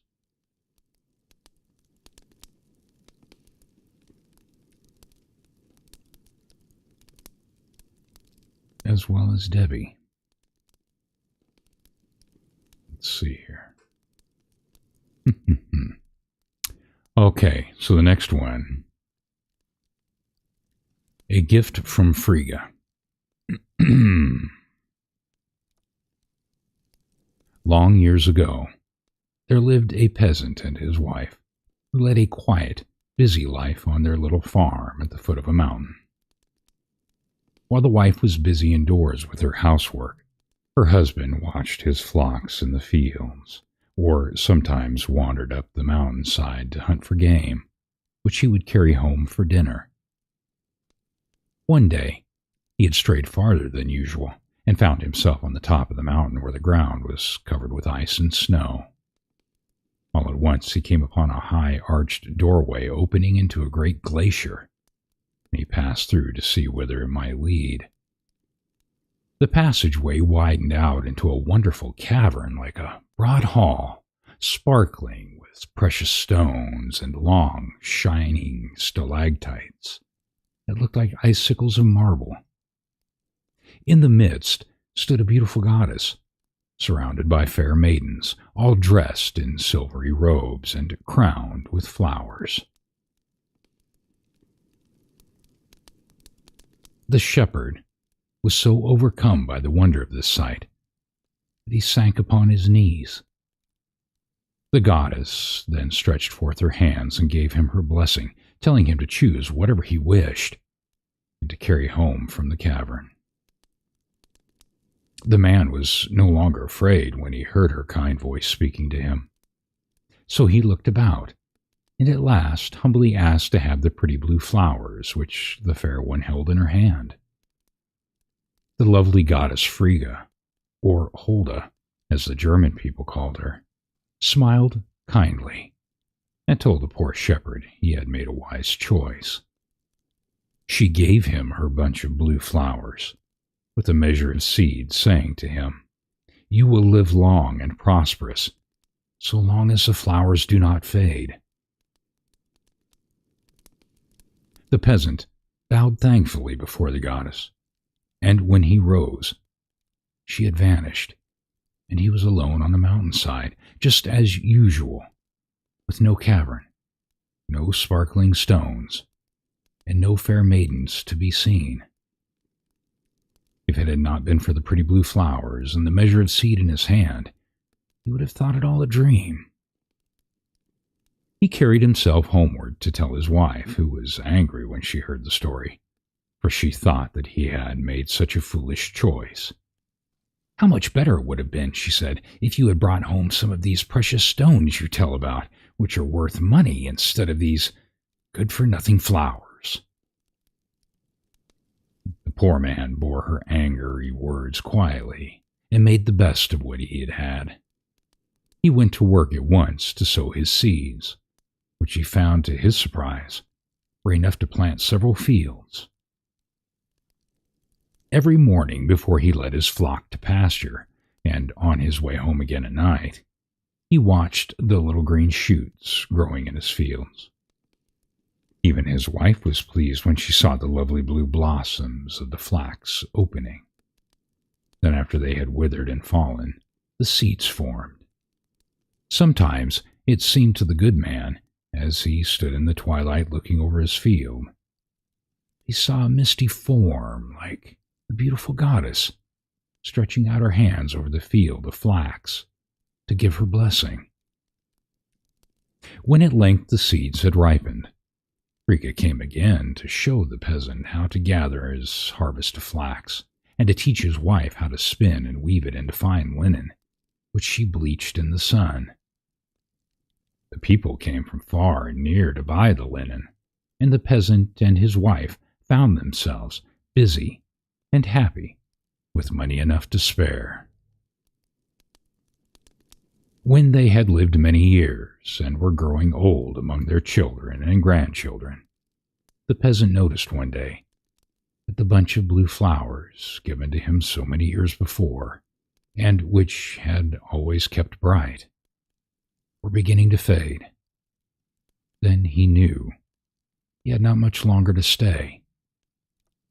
He climbed slowly up the mountainside and found the door of the cave open.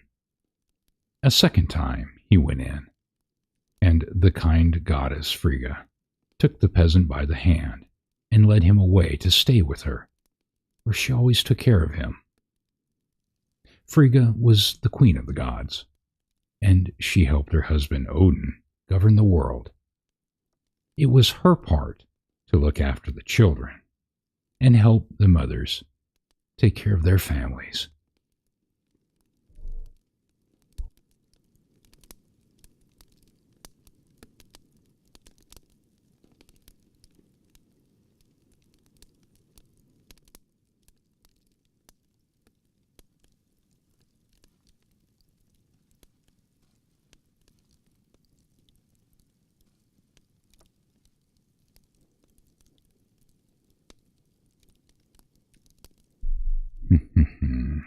All right. Change laptops, be it.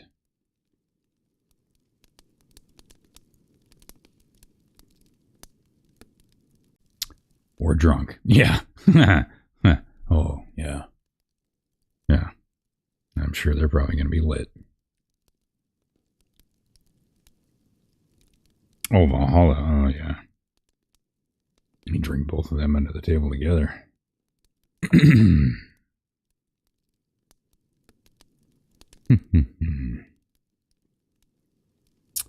Let's see here.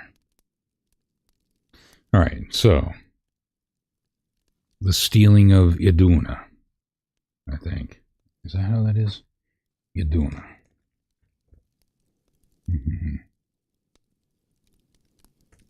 Iduna. I don't know, something like that.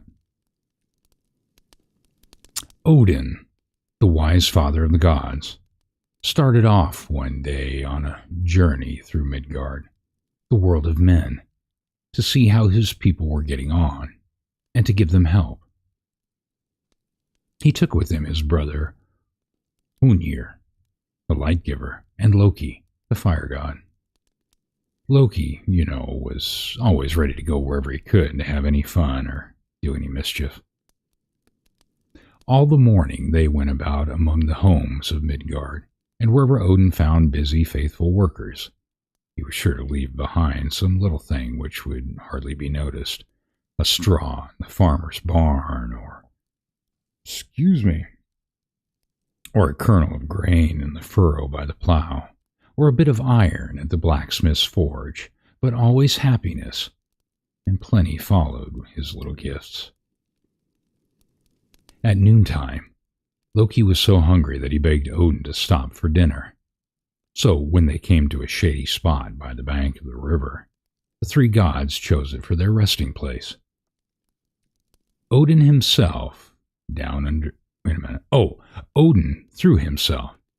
under a tree and began to read his little book of runes or wise sayings. But Loki began to make a fire and get ready for the feast.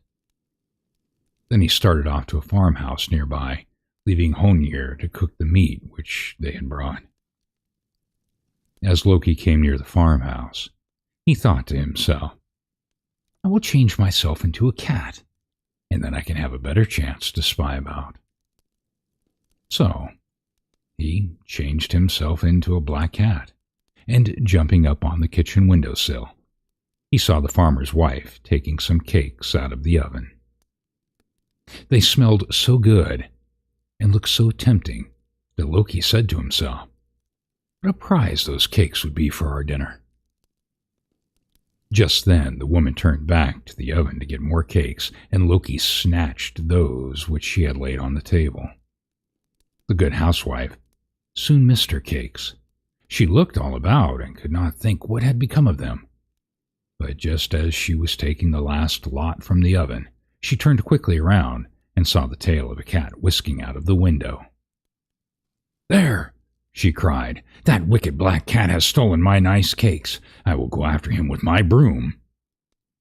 But by the time she reached the door, all she could see was a cow walking in her garden, and when she came there to drive her away, nothing could be seen except a big raven and 6 little ones flying overhead. Then the mischievous Loki went back to the river, where he had left his 2 friends, and showed them the 6 cakes, boasting of the good joke he had played upon the poor woman. But Odin did not think it was a joke. He scolded Loki for stealing and said it was a shame for one of the Aesir to be a thief. Go back to the farmhouse and put these 3 black stones on the kitchen table. Loki knew that the stones meant something good for the poor woman, and he did not wish to go back to the house, but he had to do as the Allfather told him. As he went along, he heard his friends, the foxes, who put their heads out of their holes and laughed at his tricks, for the foxes thought Loki was the biggest thief of them all. Changing himself into an owl, Loki flew in at the kitchen window and dropped from his beak the 3 stones which, when they fell upon the white table, seemed to be 3 black stains. The next time the good woman came into her kitchen, she was surprised to find that the dinner was all cooked, and so the wonderful stones that Odin had sent had brought good luck, The housewife always found her food readily cooked, and all her jars and boxes filled with good things to eat, and never again was in need. The other women all said she was the best housekeeper in the village, but one thing always troubled her, and that was the table with the 3 black stains. She scrubbed and scrubbed, but could never make it white again. And now we must go back to Loki. He was very hungry by this time and hoped that Honir, good enough, would have the meat nicely cooked when he came back to the riverbank. And when they took it out of the kettle, they found it was not cooked at all. So, Odin, let's see here, hold on just a second. All right. So, Odin went on reading his book of runes, not thinking about food, while Honir and Loki watched the fire, and at the end of an hour, they looked again at the meat. "Now, it will surely be done this time," said Loki. But again they were disappointed, for the meat in the kettle was still raw. Then they began to look about to see what magic might be done at work. Wait a minute. What magic might be at work. And at last spied a big eagle sitting on a tree near the fire. All at once the bird spoke and said, "If you will promise to give me all the meat I can eat, it shall be cooked in a few minutes." The 3 friends agreed to this, and in a short time, as the bird had promised, the meat was well done. Loki was so hungry he could hardly wait to get it out of the kettle, but suddenly the eagle pounced down upon it and seized more than half, which made Loki so angry that he took up a stick to beat the bird. And what do you think happened? Well, the stick, as soon as it touched the bird's back, stuck fast there, and Loki found that he could not let go of it. Then away flew the eagle, carrying Loki with him over the fields and over the treetops, until it seemed as though his arm would be torn from his body. He begged for mercy, but the bird flew on, and at last Loki said, "I will give you anything you ask if you only let me go." Now the eagle was really the cruel storm giant. Oh my God, another one.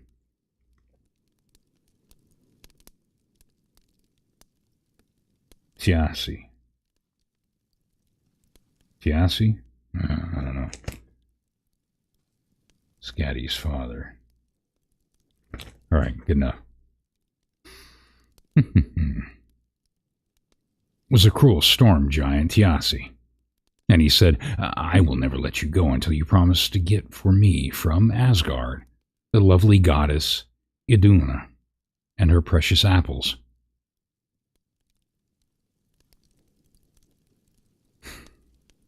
When Odin and Honir saw Loki whisked off through the air, they knew that the eagle must be one of their giant enemies, so they hurried home to Asgard to defend their sacred city. Just as they came to Bifrost, the Rainbow Bridge, Loki joined them, and he took care not to tell them how the eagle came to let him go. Odin felt sure that Loki had been doing something wrong, but knowing very well that Loki would not tell them the truth, he made up his mind not to ask any questions. The goddess Iduna, whom Loki was to tempt away out of Asgard, was the dearest of them all.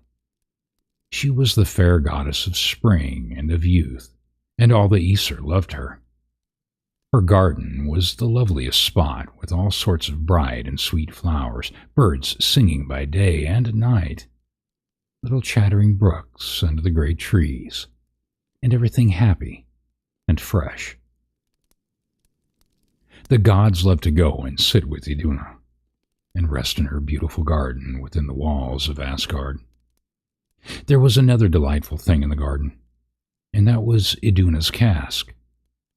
It was a magic box filled with big golden red apples, which she always gave to her friends to taste.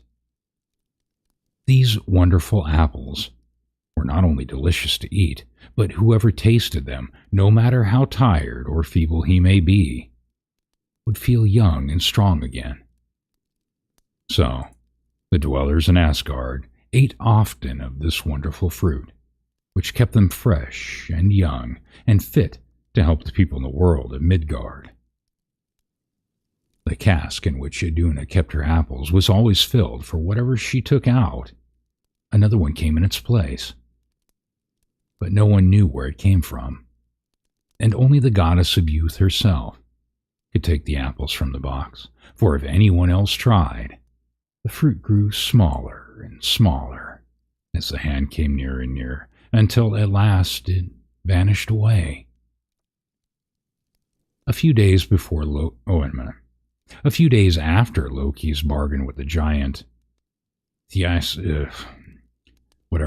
Iduna was in her bright garden one morning, watering the flowers, when her husband, Bragi, came to say goodbye to her, because he must go on a journey. Loki watched him start off and thought, now here's my chance to tempt Iduna away from Asgard.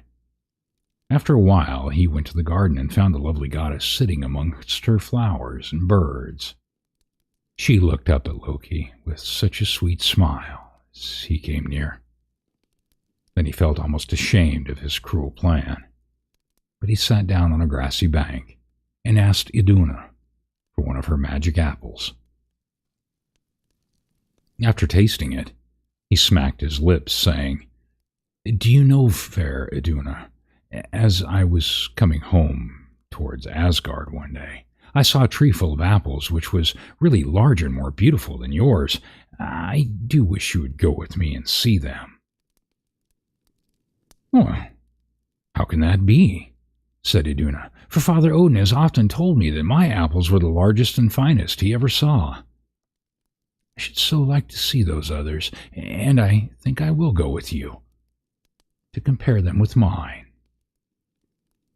"Well, come on then," said Loki, "and you better take along your own apples so that we can try them with the others." Now, wait a minute, what was... Yeah. Bragi, I guess.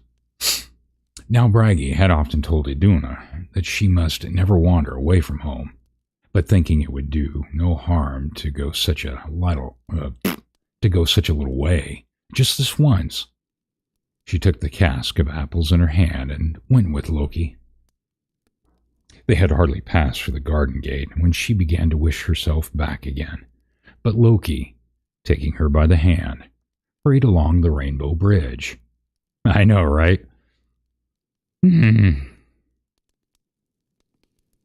They had no sooner crossed over Bifrost than Iduna saw a big eagle flying toward them. Nearer and nearer he came, until at last he swooped down and seized poor Iduna with his sharp talons and flew away with her to his cold, barren home. There she stayed shut up for many long dreary months, always longing to get back to Asgard to see Bragi and her lovely garden. The giant, Thiassi, had long been planning that if he could only once get the fair goddess of youth in his power, he would eat her magic apples, and so get strength enough to conquer the Aesir. But now, after all, she would not give him even one of them, and when he put his hand into the cask, the apples grew smaller and smaller until they at last vanished, so that he could not even get a taste. Excuse me. This cruel storm giant kept poor Iduna closely shut up in a little rock chamber, hoping that someday he could force her to give him what he wanted. All day long she heard the sea beating on the rocks below her gloomy cell, but she could not look out, for the only window was a narrow opening in the rock high above her head. She saw no one but the giant and his serving women who waited upon her. When these women first came to her, Iduna was surprised to see that they were not ugly or stern-looking, And when she looked at her fair smile, and when she looked at their fair smiling faces, she hoped they would be friendly and pitiful to her in her trouble. She begged them to help her, and with many tears, told them her sad story, but still they kept on smiling. And when they turned their backs, Iduna saw they were hollow. These were the El women, who had no hearts, and so could never be sorry for anyone. When one is in trouble, it is very hard to be with El women. Every day the giant came to ask Iduna in his terrible voice if she had made up her mind to give him the apples. Iduna was frightened, but she always had courage enough to say no, for she knew it would be the false and cowardly thing to do. It would be false and cowardly to give to a wicked giant these precious gifts which were meant for the high gods. Although it was hard to be a prisoner, and to see no one but the cold, fair Elwyn, who kept on smiling at her tears. Oh, Elwomen! She knew it was far better to belong to the bright Aesir, even in prison, than to be a giant or Elwomen, no matter how free or smiling they might be. All this while the dwellers in Asgard were sad and lonely, without their dear Iduna. At first, they went to her garden as before, but they missed the bright goddess, and soon the garden itself grew dreary. The fresh green leaves turned brown and fell. The flowers faded. No new buds opened. No birds' songs were heard, and the saddest thing of all was that now the gods had no more of the wonderful apples to keep them fresh and strong, while two strangers, named Age and Pain, walked about the city of Asgard, and the Aesir felt themselves growing tired and feeble. Every day they watched for Iduna's return. At last, when day after day had passed, and still she did not come, a meeting of all the gods and goddesses was called to talk over what they should do, and where they should search for their lost sister. Loki, you may be sure, took care not to show himself at the meeting. But when it was found out that Iduna had last been seen walking with him, Bragi went after him and brought him in before the Aesir. Then Father Odin, who sat on the high throne, looking very tired and sad, said, "O Loki, what is it that you have done? You have broken your promise of brotherhood and brought sorrow upon Asgard. Fail not to bring home again our sister, or else come not yourself within our gates." Loki knew well that this command must be obeyed, and besides, even he was beginning to wish for Iduna again. So borrowing the cloak of falcon feathers which belonged to the goddess Freya, he put it on and set out for Uthgard, in the castle of the giant Thiassi, which was a gloomy cave in a high rock above the sea, and there he found poor Iduna, shut up in prison. By good luck, the giant was away fishing when Loki arrived, so he was able to fly in without being seen through the narrow opening in Iduna's rock cell. You would have taken him just to be a falcon bird, but Iduna knew it was really Loki and filled with joy to see him. Without stopping to talk, Loki quickly changed her into a nut, which he held fast in his falcon claws and flew swiftly northward over the sea, toward Asgard. He had not gone far when he heard a rushing noise behind him and knew it must be the eagle. Faster and faster flew the falcon with his precious nut, but the fierce eagle flew still faster after them. Meanwhile, after 5 days, the dwellers in Asgard gathered together in the city walls, gazing southward to watch for the coming of the birds, while Loki and Iduna, chased by Thiassi, the eagle, flew over the wide sea separating Uthgard in the land of the giants from Asgard. Each night, the eagle was nearer his prey, and the watchers in the city were filled with fear lest he should overtake their friends. At last, they thought of a plan to help Iduna. Gathering a great pile of wood by the city wall, they set fire to it. When Loki reached the place, he flew safely through the thick smoke and flame, for he was the god of fire, and dropped down into the city with his little nut held fast in his falcon claws.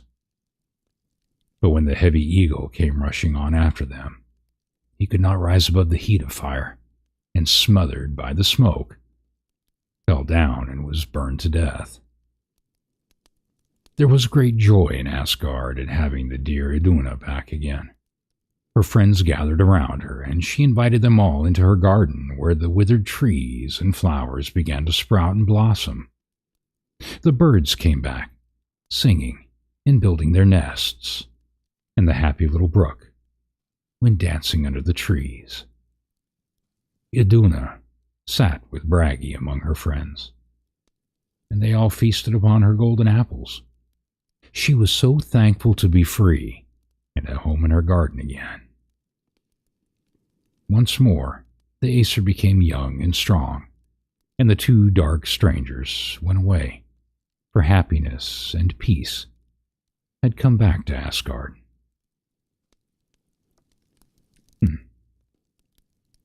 Well, alrighty then. Okay, let's see here. We've got...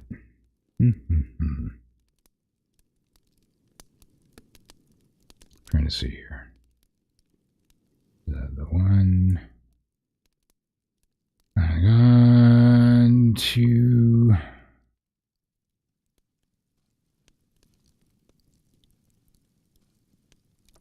Trying to see something here. How much do we have left? Not very much.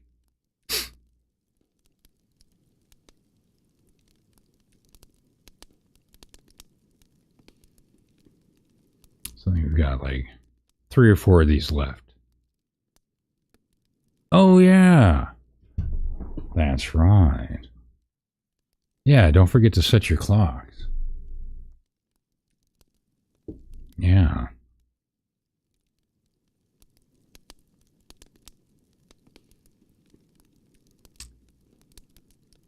'Tis the season. I hate daylight savings time. I would rather have it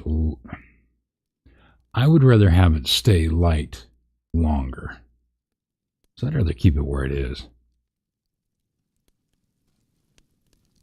instead of getting dark so early.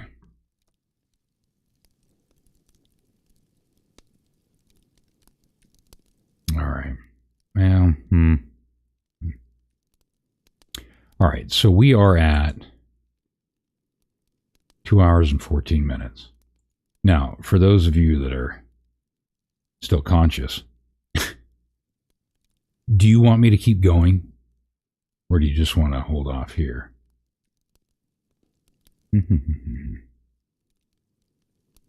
Doesn't matter to me. We're just a little over 2 hours, so 2 hours and 15 minutes. Yeah, they've talked about that a lot, many times. Yeah. Am I going to read tomorrow night? I don't know. Oh, okay. I can keep going. That's fine. So that's what I'm assuming you're saying, Iron Rabbit, is just keep going. Tomorrow, don't forget, we're doing, at Shizzy's, Shizzy Whiznuts. And we, to my knowledge, unless something has changed, we'll be doing our Sunday Night Spice. I have no idea what the story is. I usually don't find out until we get there, unless it's something that we very rarely plan ahead of time. Or we're in the middle of reading and then stop. So I don't know what we're doing. But tomorrow, 8 p.m. Eastern Standard, don't forget, at Shizzy Whiznut's channel. And I had that. Where'd it go? I'm a horrible, horrible person. What did I do with that?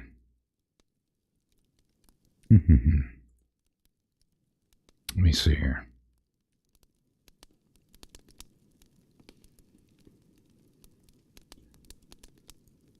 Oh, come on. Let's see.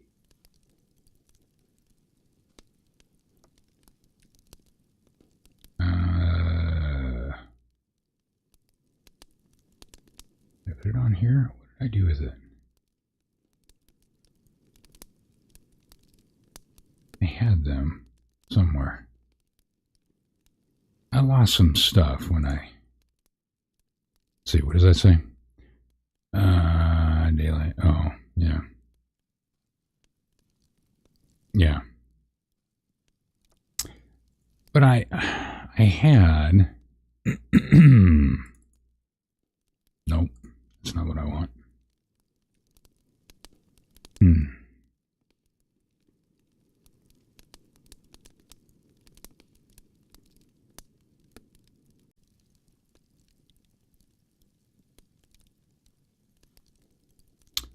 All right, fine. Hold on just a second. Let me look something up here real quick.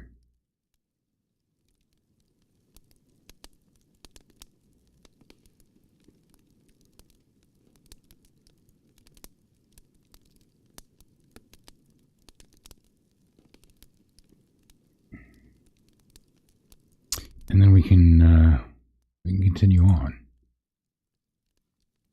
Yeah.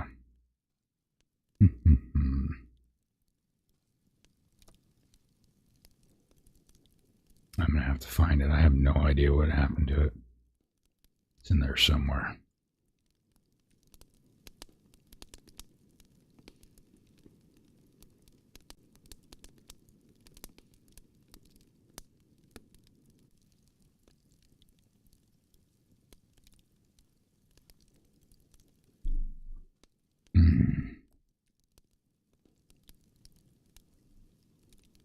Yeah, let's see.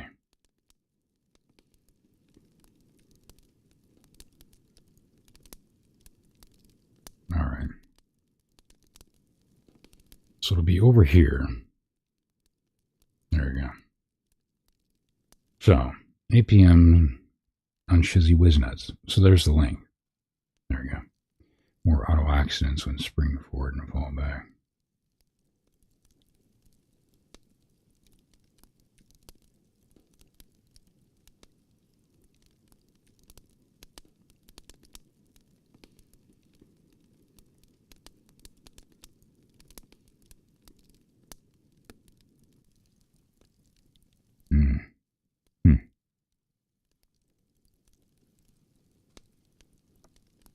All right.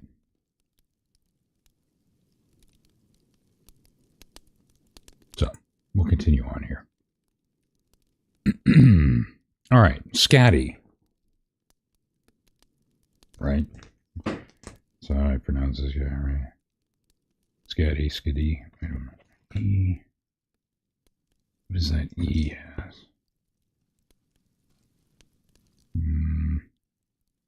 Is an A-O. Scatty. Yeah, Scatty. Whatever. That's the frost giant king's daughter, Thiassi, or whatever. Okay. While Iduna's friends were still crowding about her, all joyful and glad at getting her home again, they spied someone afar off, coming toward Asgard. Excuse me. Man.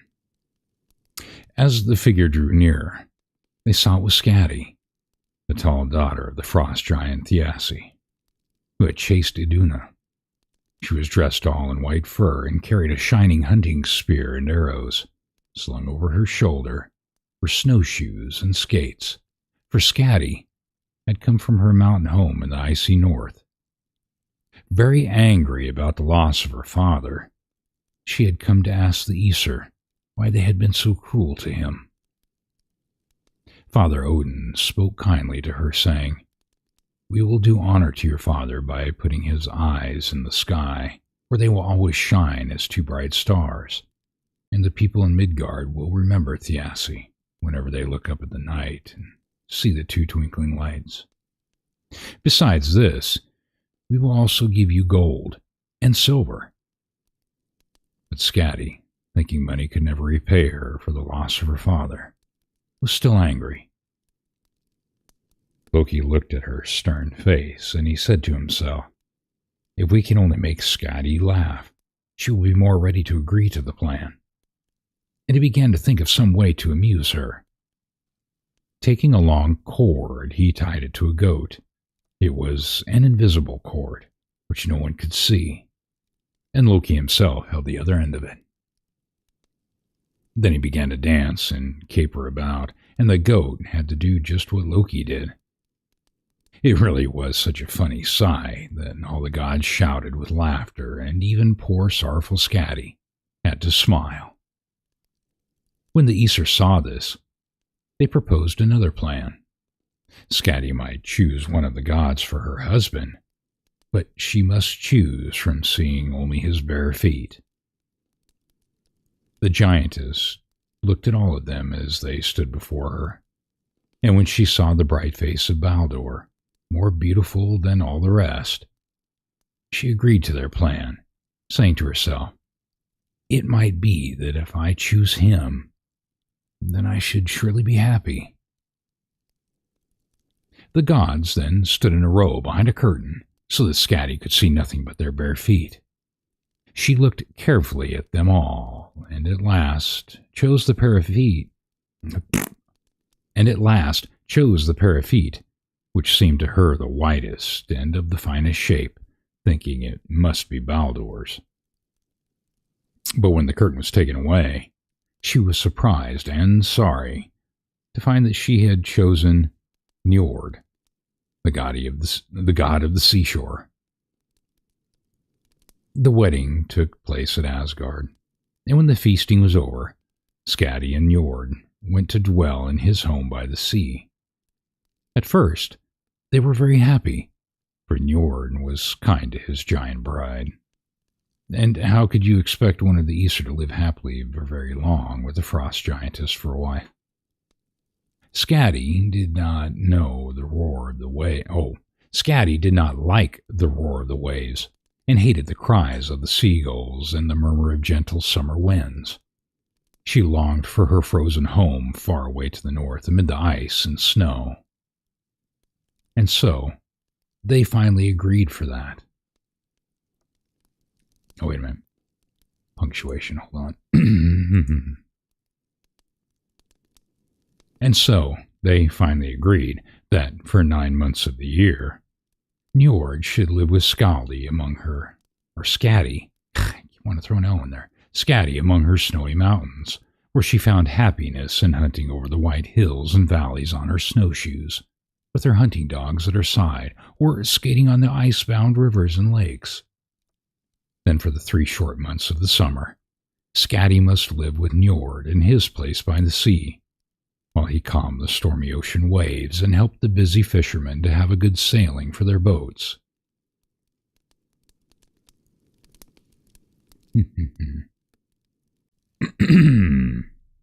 Njord loved to wander along the shore, his jacket trimmed with a fringe of lovely seaweeds, and his belt made of the prettiest shells on the beach, with the friendly little sandpipers running before him, and beautiful gulls and other seabirds sailing in the air above his head. Sometimes he loved to sit down on the rocks by the shore, watching the seals play in the sunshine, or feeding the beautiful swans, his favorite birds.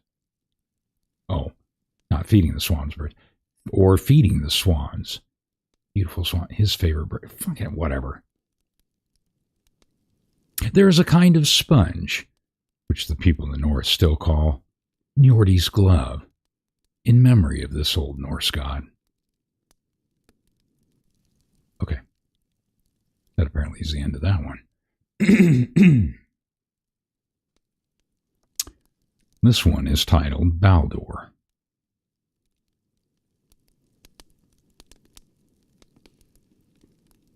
Baldur was the best beloved of all the gods. Odin was their father and king. To him they turned for help and wise advice. But it was to Baldur they went for loving words and bright smiles. The sight of his kind face was a joy to the Aesir, and to all the people of Midgard. They sometimes called him the God of Light, and a good name for him, because he truly gave the world light and strength. Baldur was the son of Odin and Frigga. He was the most gentle and lovely of all the gods. His beautiful palace in Asgard was bright and spotless. No evil creature could enter there. No one who had wrong thoughts could stay in the palace of love and truth. At last, after the bright summer was over, for many days Baldur had looked sad and troubled. Some of the Aesir saw it, but most of all his loving, watchful mother, Frigga. Baldur could not bear to worry his mother, so he kept his sorrow to himself, saying nothing about it. But at last, Frigga drew his secret from him, and then his friends knew that Baldur had had dreams which told of coming trouble, dreams of his leaving all his friends and going away from Asgard to dwell in another land. Odin and Frigga, fearing the dreams might come true and they must lose their beloved son, began to think what they could do to prevent it. Then the loving mother said, "I will make all things in the world promise not to hurt our son."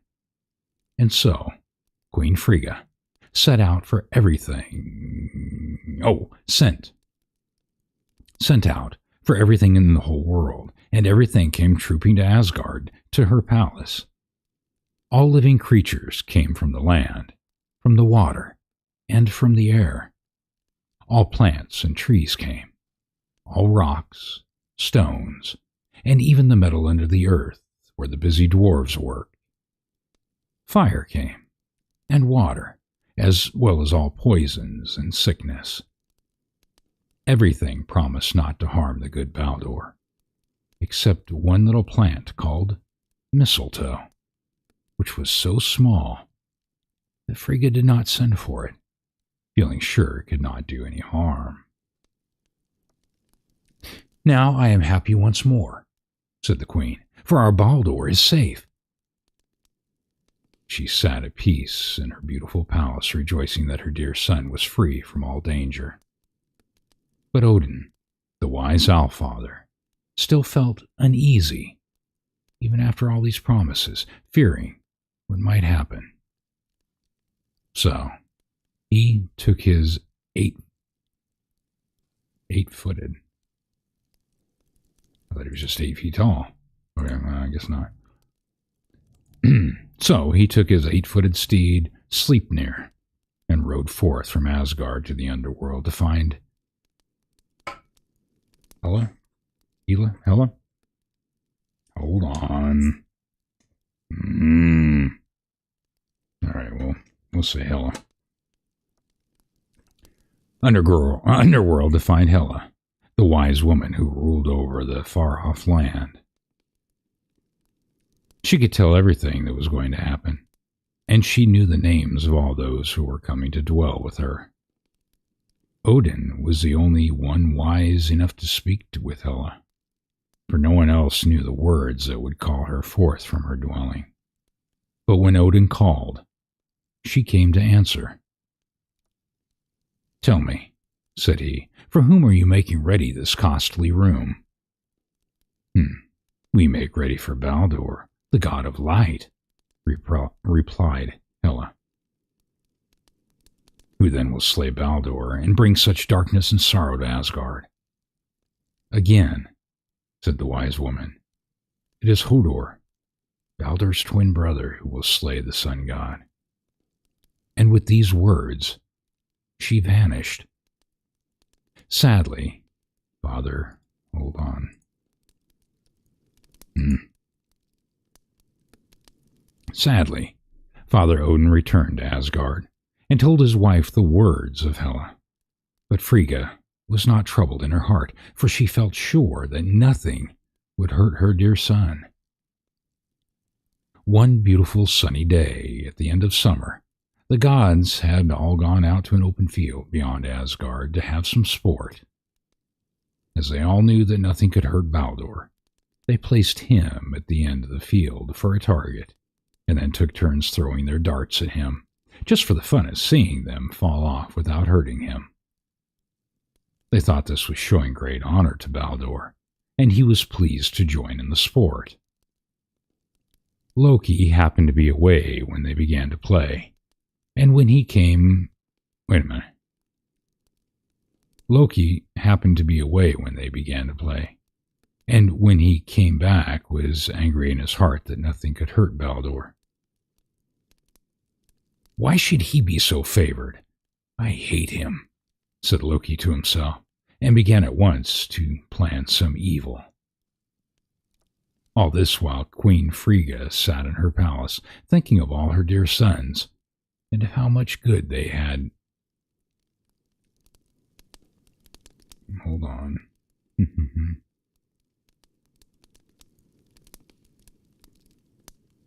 Okay.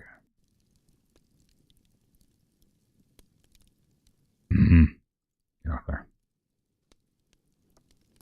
All this while Queen Frigga sat in her palace, thinking of all her dear sons, and of how much good they did to men. As she sat thus, thinking and spinning with her hands, there came a knock at the door. The queen called, "Come in," and an old woman stood before her. Frigga spoke kindly to her, and soon the old woman said that she had passed by the field where the gods were playing and throwing sharp weapons at Baldur. "Oh, yes," said Frigga, "neither metal nor wood can hurt him, for all the things in the world had given me their promise." "What?" said the old woman. "Do you mean that all things have really vowed to spare..." Excuse me, good Lord. "Do you mean that all things have really vowed to spare Baldur?" "All things," replied the queen, "except one little plant that grows on the eastern side of Asgard. It's called mistletoe, and I thought it too small and soft to do any harm." Before excuse me. Before long, the old woman went away, and when she was quite out of sight of Frigga's palace, threw off her old woman's clothes, and who do you suppose it was? It was no woman at all, but that wicked Loki, of course, who hurried away out of Asgard to find the poor little plant that did not know about Baldur's danger. When he came to the place where the plant grew, Loki, cutting off a branch, quickly made a sharp arrow, which he carried back to the playground, where the Aesir were still at their games. All but one, Hodor, the god of darkness, Baldur's blind twin brother. When Loki went up to Hodor and said to him in a low voice, "Why do you not join with the others in doing honor to Baldur?" "I cannot see to take aim, you know that. And besides, I have no weapon," said Hodor.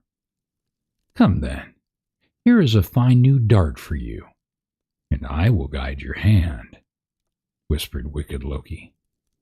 Then he slipped the arrow of mistletoe wood into Hodor's hand and aimed it himself at Baldur, who stood there so bright and smiling. Then poor blind Hodor heard a dreadful cry from all the gods. Baldur, the beautiful, had fallen, struck by the arrow. He would now be taken away from them to live with Hela in the underworld. Every heart was filled with sorrow for this dreadful loss, but no one tried to punish him who had done the wicked deed, for they stood upon sacred ground, and the field was named the Peace Stead, or Place of Peace, where no one might hurt another. Besides, the gods did not know it was the false Loki who hated Baldur, and that it was he who had struck him down. When Frigga heard the sad news, she asked who would win her love by going to the underworld and begging Hela to let Baldur come back to them.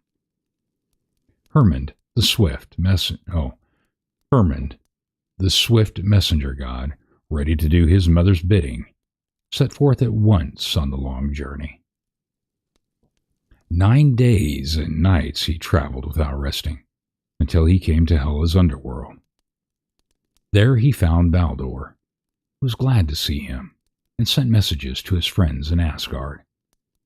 Hela said Baldur might return to them on one condition, that every living creature and everything in the world must weep for him.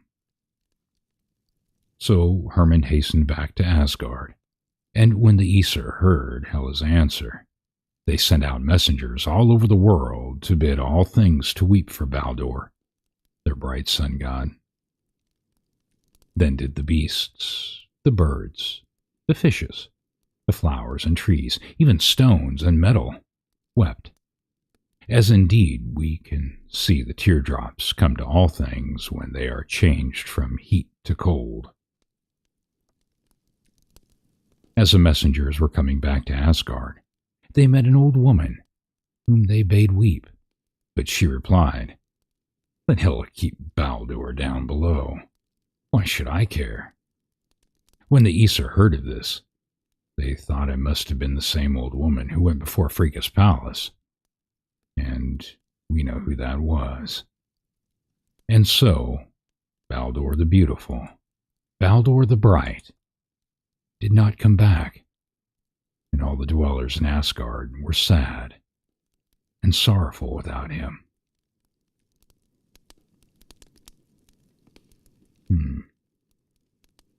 Interesting.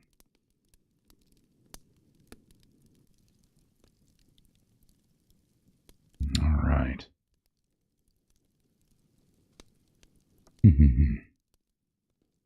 Aegir's Feast.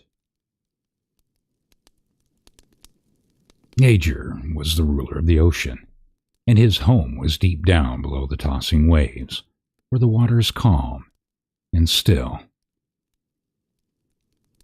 There was his beautiful palace in the wonderful coral caves, its walls all hung with bright-colored seaweeds, and the floor of the white, sparkling coral sand. And the floor of white, sparkling coral sand. Such wonderful sea plants grew all about, and still more wonderful creatures, some which you could not tell from flowers, waving their pretty fringes in the water. Some sitting fastened to the rocks and catching their food without moving like the sponges, others darting about and chasing each other. Oh.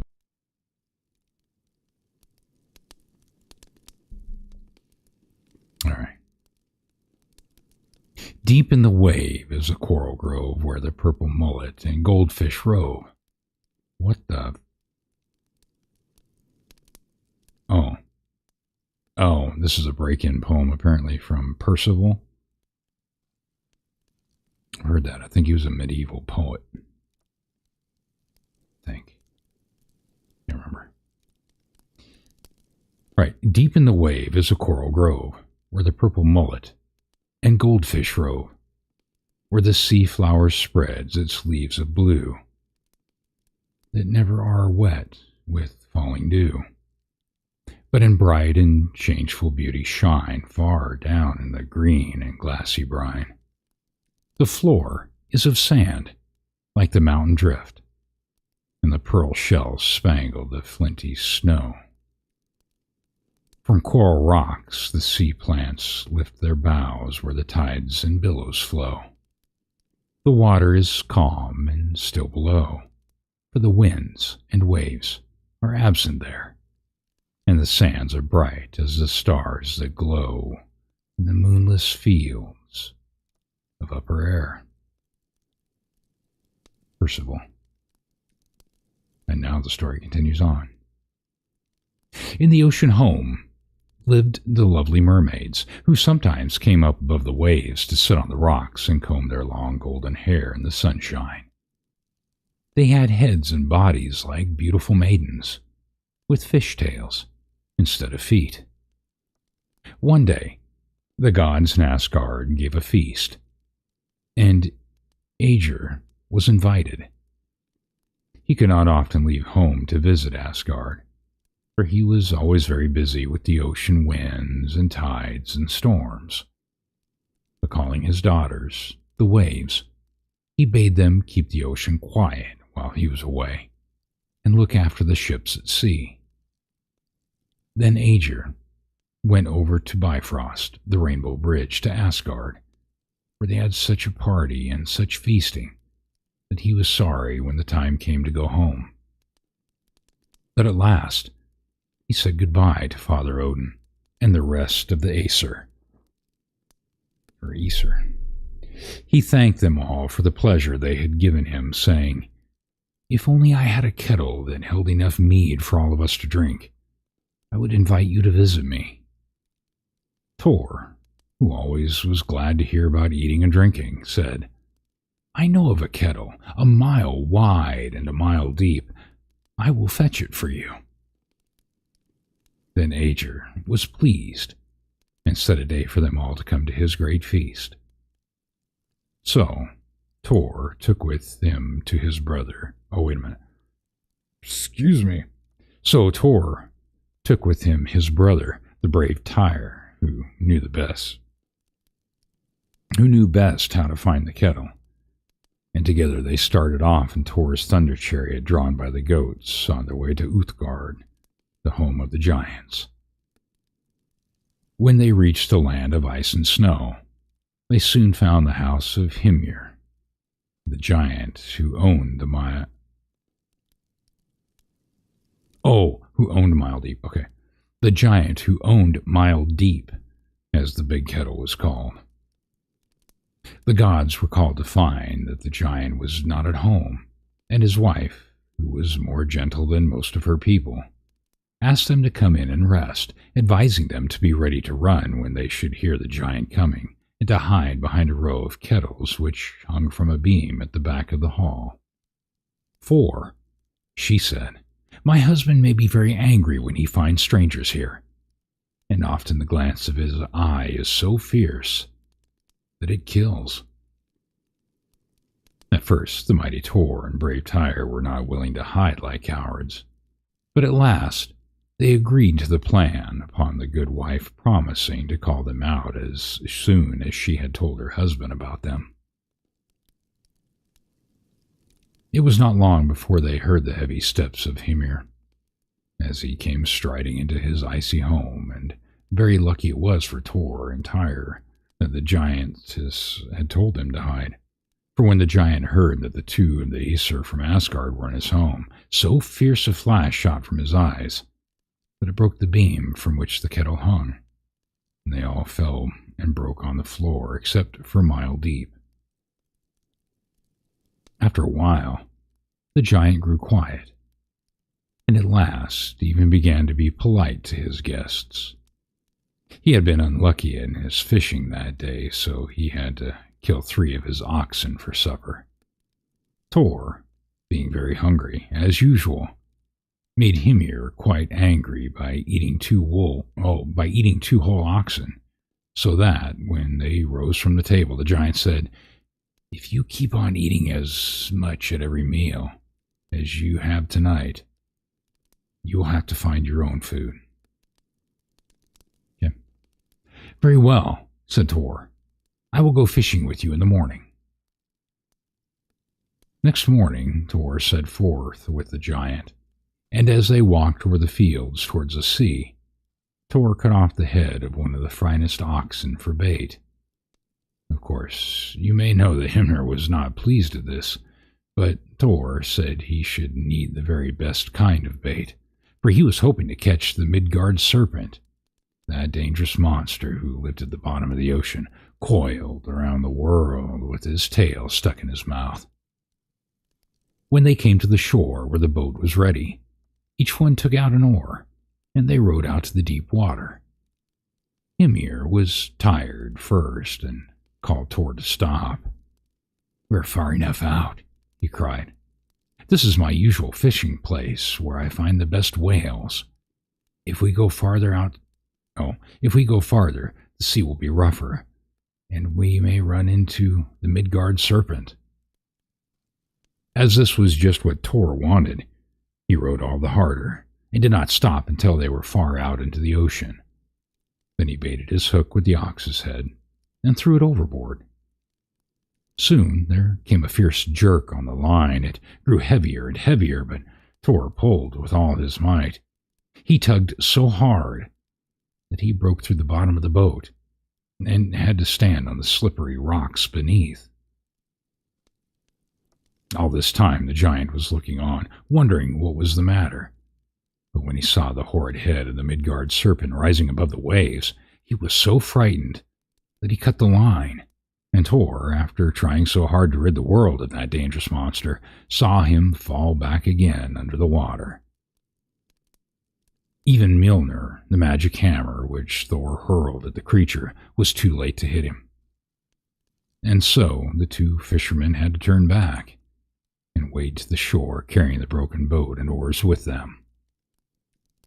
The giant was proud to think he had been too quick for Thor. And after they reached the house, he said to the thunder god, "Since you think you are so strong, let us see you break this goblet. If you succeed, I will give you the big kettle." This was just what Thor wanted, so he tightened his belt of strength and threw the goblet with all his might against the wall. But instead of breaking the goblet, he broke the wall. A second time he tried, but did no better. Then the giant's wife whispered to Thor, "Throw it at his head." And she sang in a low voice as she turned her spinning wheel.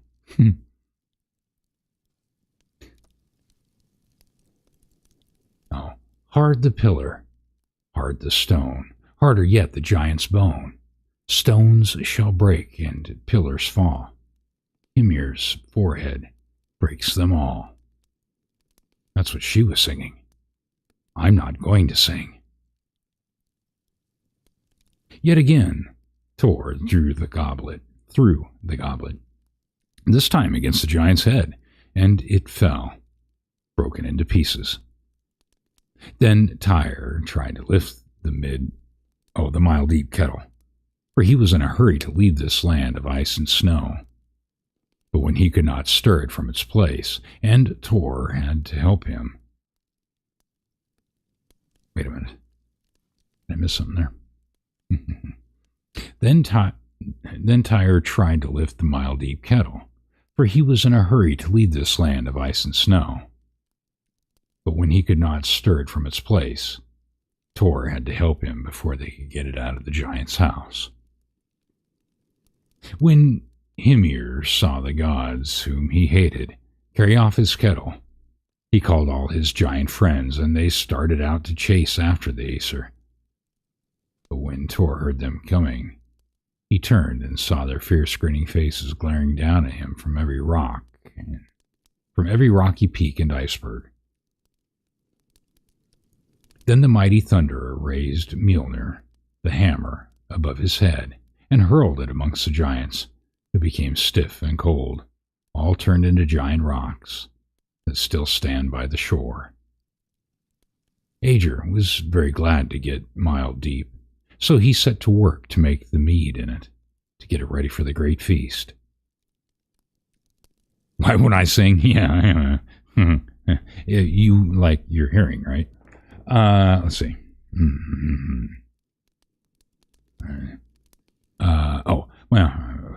So he set to work to make the mead in it, to get it ready for the great feast, at the time of the flax harvest, when all the Aesir were coming from Asgard to visit him. Before the day came, all light and joy had gone from the sacred city, because the bright Baldur had been slain, and the homes of the gods were dark and lonely without him. So they were all glad to visit. They were all glad to visit Aegir, to find cheer for their sadness. There was Father Odin with his golden helmet, and Queen Frigga wearing her crown of stars, golden-haired Sif, Freya, with Brisingamen, the wonderful necklace, and all the noble company of the Aesir, all except mighty Thor, who had gone far away to the giant land. As they all sat in Ager's beautiful ocean hall, drinking the sweet mead and talking together, Loki came in and stood before them. But finding he was not welcome, and no seat saved for him, he began saying ugly things to make them all angry, and at last he grew angry himself and slew Ager's servants because they praised him. The Aesir drove him from the hall, but once more he came in and said such dreadful things that at last Frigga said, "Oh, if my son Baldur were only here, he would silence thy wicked tongue." Then Loki turned to Frigga and told her that he himself was the very one who had slain Baldur. He had no sooner spoken than a heavy peal of thunder shook the hall, and angry Thor strode in, waving his magic hammer. Seeing this, the coward Loki turned and fled, and Asgard was rid of him forever. Loki's a little asshole. All right.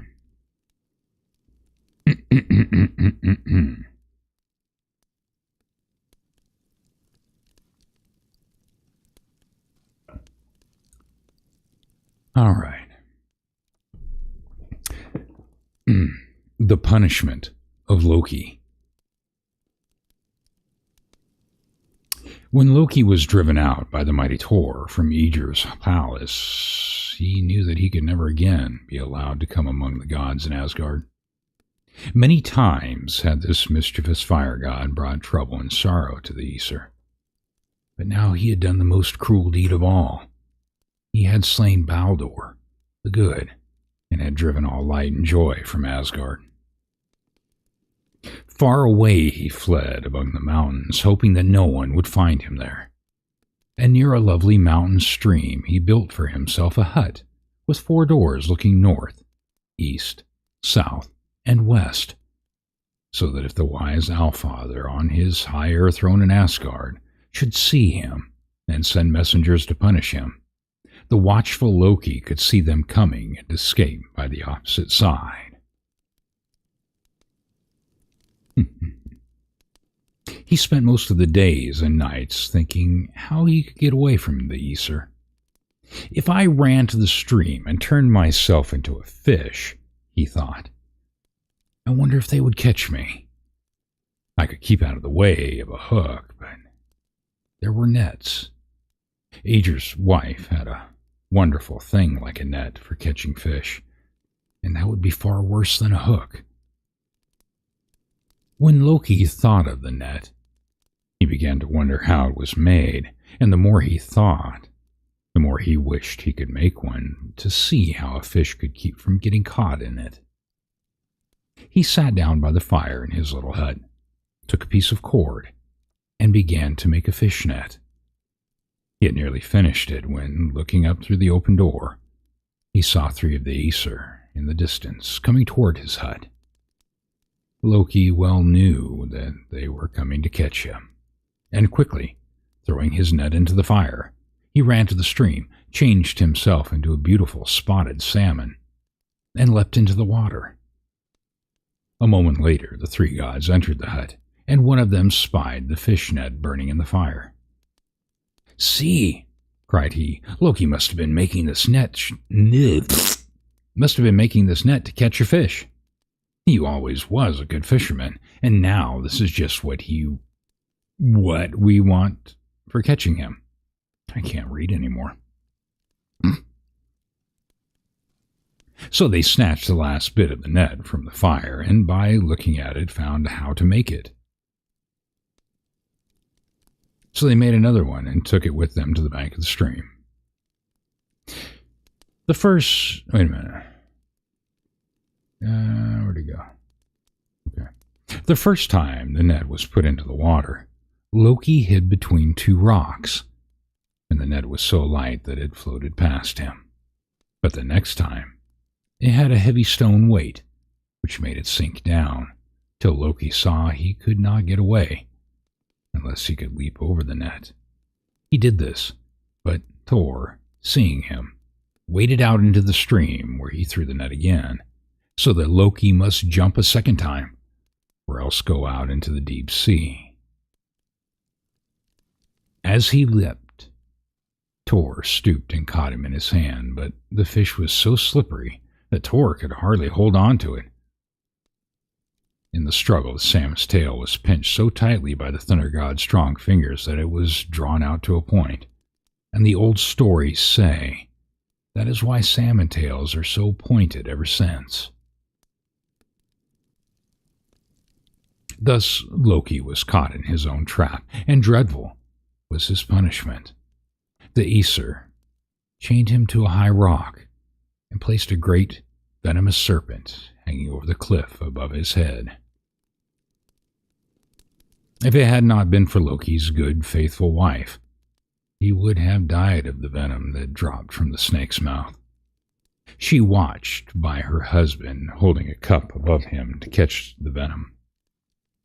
Only when she had to turn aside to empty the cup did the drops fall upon Loki, and they gave him such terrible pain that he shook the earth with his struggles, and the people in Midgard fled from the dreadful earthquake. In Iceland, the great geysers, springs of water, burst through the earth, and in the Southlands, burning ashes and lava poured down the mountainsides.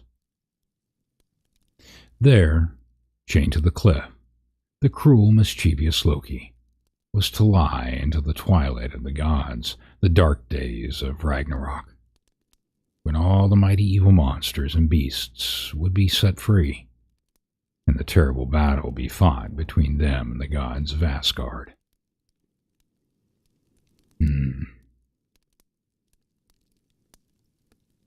Alrighty then. Now this one.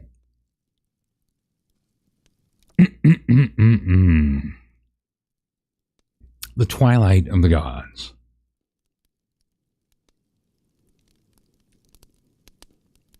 Loki and Fenrir the wolf were safely bound, each to his separate cliff, but still happiness and peace did not return to Asgard, for Baldur was no longer there, and light and joy had gone from the home of the gods.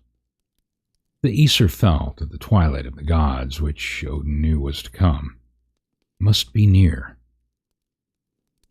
Soon began a long cold winter. Surely it must be the beginning of the Fimbul winter, which has to come before the last great battle. Fimbul. Fimbul? Hold on.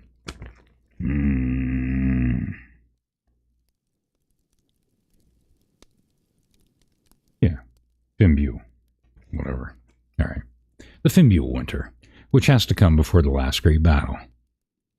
From the north came cold blasts of freezing wind. Snow and ice covered the earth. Men could not see the face of the sun or moon. Everywhere there was darkness. The people grew fierce and unhappy and wicked, for they seemed no longer to love each other.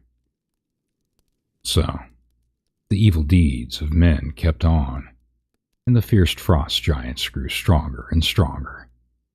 They killed the trees and flowers, and bound the lakes and rivers with icy bands. Even when summertime came, the cold still held on, and no one could see the green grass or the beautiful golden sunlight. The frost giants were pleased to see the trouble that they had brought upon men, and hoped they soon could destroy Asgard and the gods. 3 long winters passed, with no light to warm and brighten the world.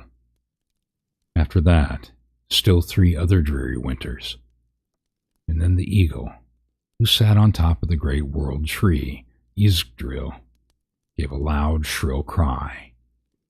At that, the earth shook, the rocks crumbled and fell, so that Loki and the wolf were freed from their chains.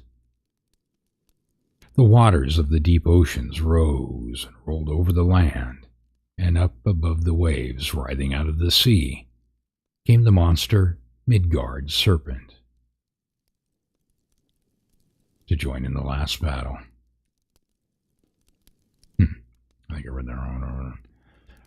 Now the enemies of the gods were gathering from all sides, the frost giants, the mountain giants, with Loki, Fenrir, and the Midgard serpent. Heimdall, the faithful watchman, looked from his watchtower by the Rainbow Bridge, and when he saw the host of monsters appearing and raging onward toward Asgard, he blew his magic horn.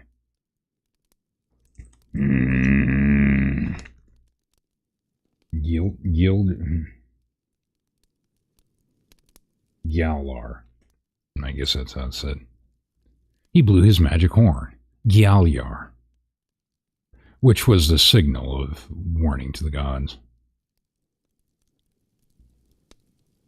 When Father Odin heard the blast of Heimdall's horn, he hastened to arm himself for the battle. Once again, it is said that the Allfather sought wisdom at Mimir's fountain, asking to know how best to lead the Aesir against their enemies. But what Mimir said to him, no one ever knew. For a second call sounded from Gjallar, the horn, and the gods, with Odin at their head, rode forth from Asgard to meet their foes. Thor took his place beside Odin, but they were soon parted in the struggle. The Thunder God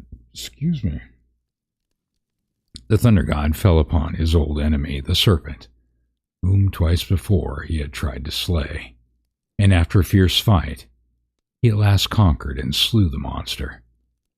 But the venomous breath from the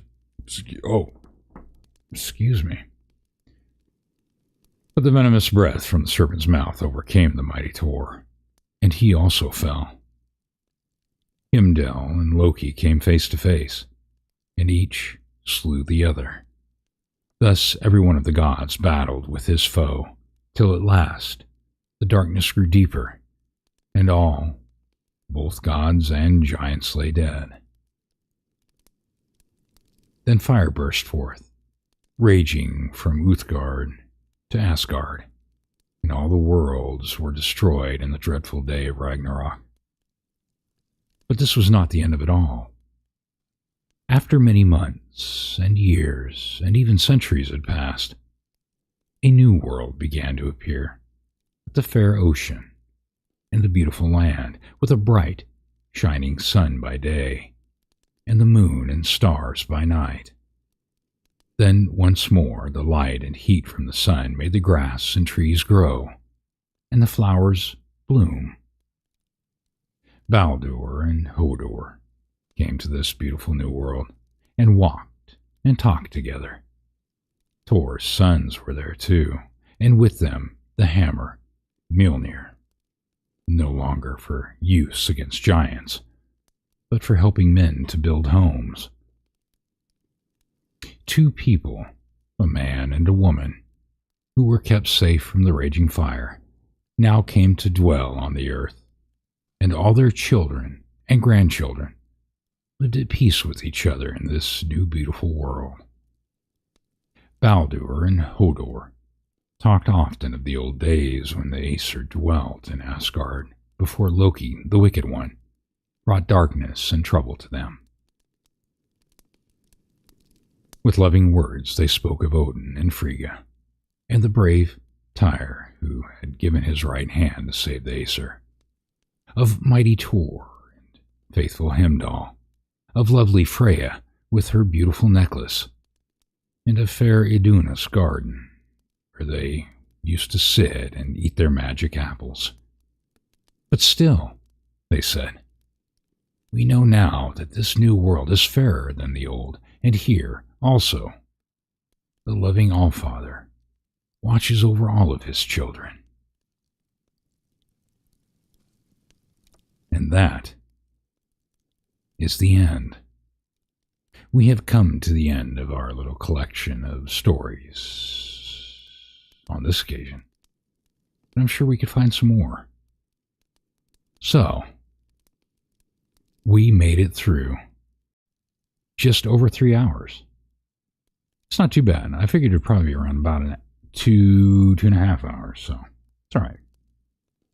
Anyway, well,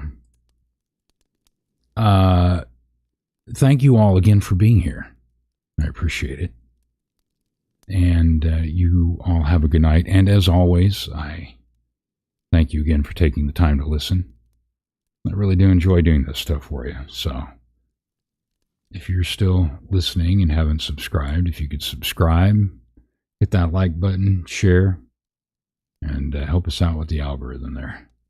So, yeah, thank you all for being here. And don't forget tomorrow night, 8 p.m. Eastern Standard, if you want some goofy stories. And again, I'm not sure what it is at this time. But over on Shizzy Whiznuts, and I have the link up there that you can click on. And yeah, you can listen to the usual cast. Sound like a bunch of goofballs reading something. So all of you have a good night. And I'm sure I'll see you sometime tomorrow before Shizzies. So have a good sleep. And with that, I will show you out. Thanks again for being here.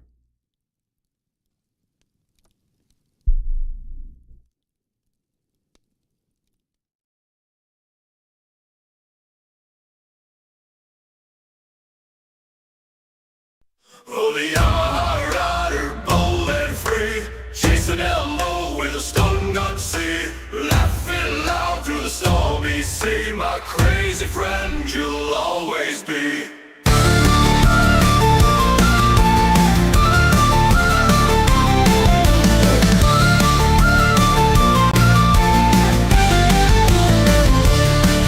Oh, Yamaha rider, bold and free, chasing Elmo with a stun gun sea, laughing loud through the stormy sea. My crazy friend, you'll always be. Roaring engines on a moonlit night, dodging danger, hearts alight. From the shore to the stars, our flight, with my biker friend in sight. Crazy Yamaha rider, saying stupid things with laughter in the air as our voices sing. All the tales we'll tell and the joy it brings, my friend, forever on freedom's wings.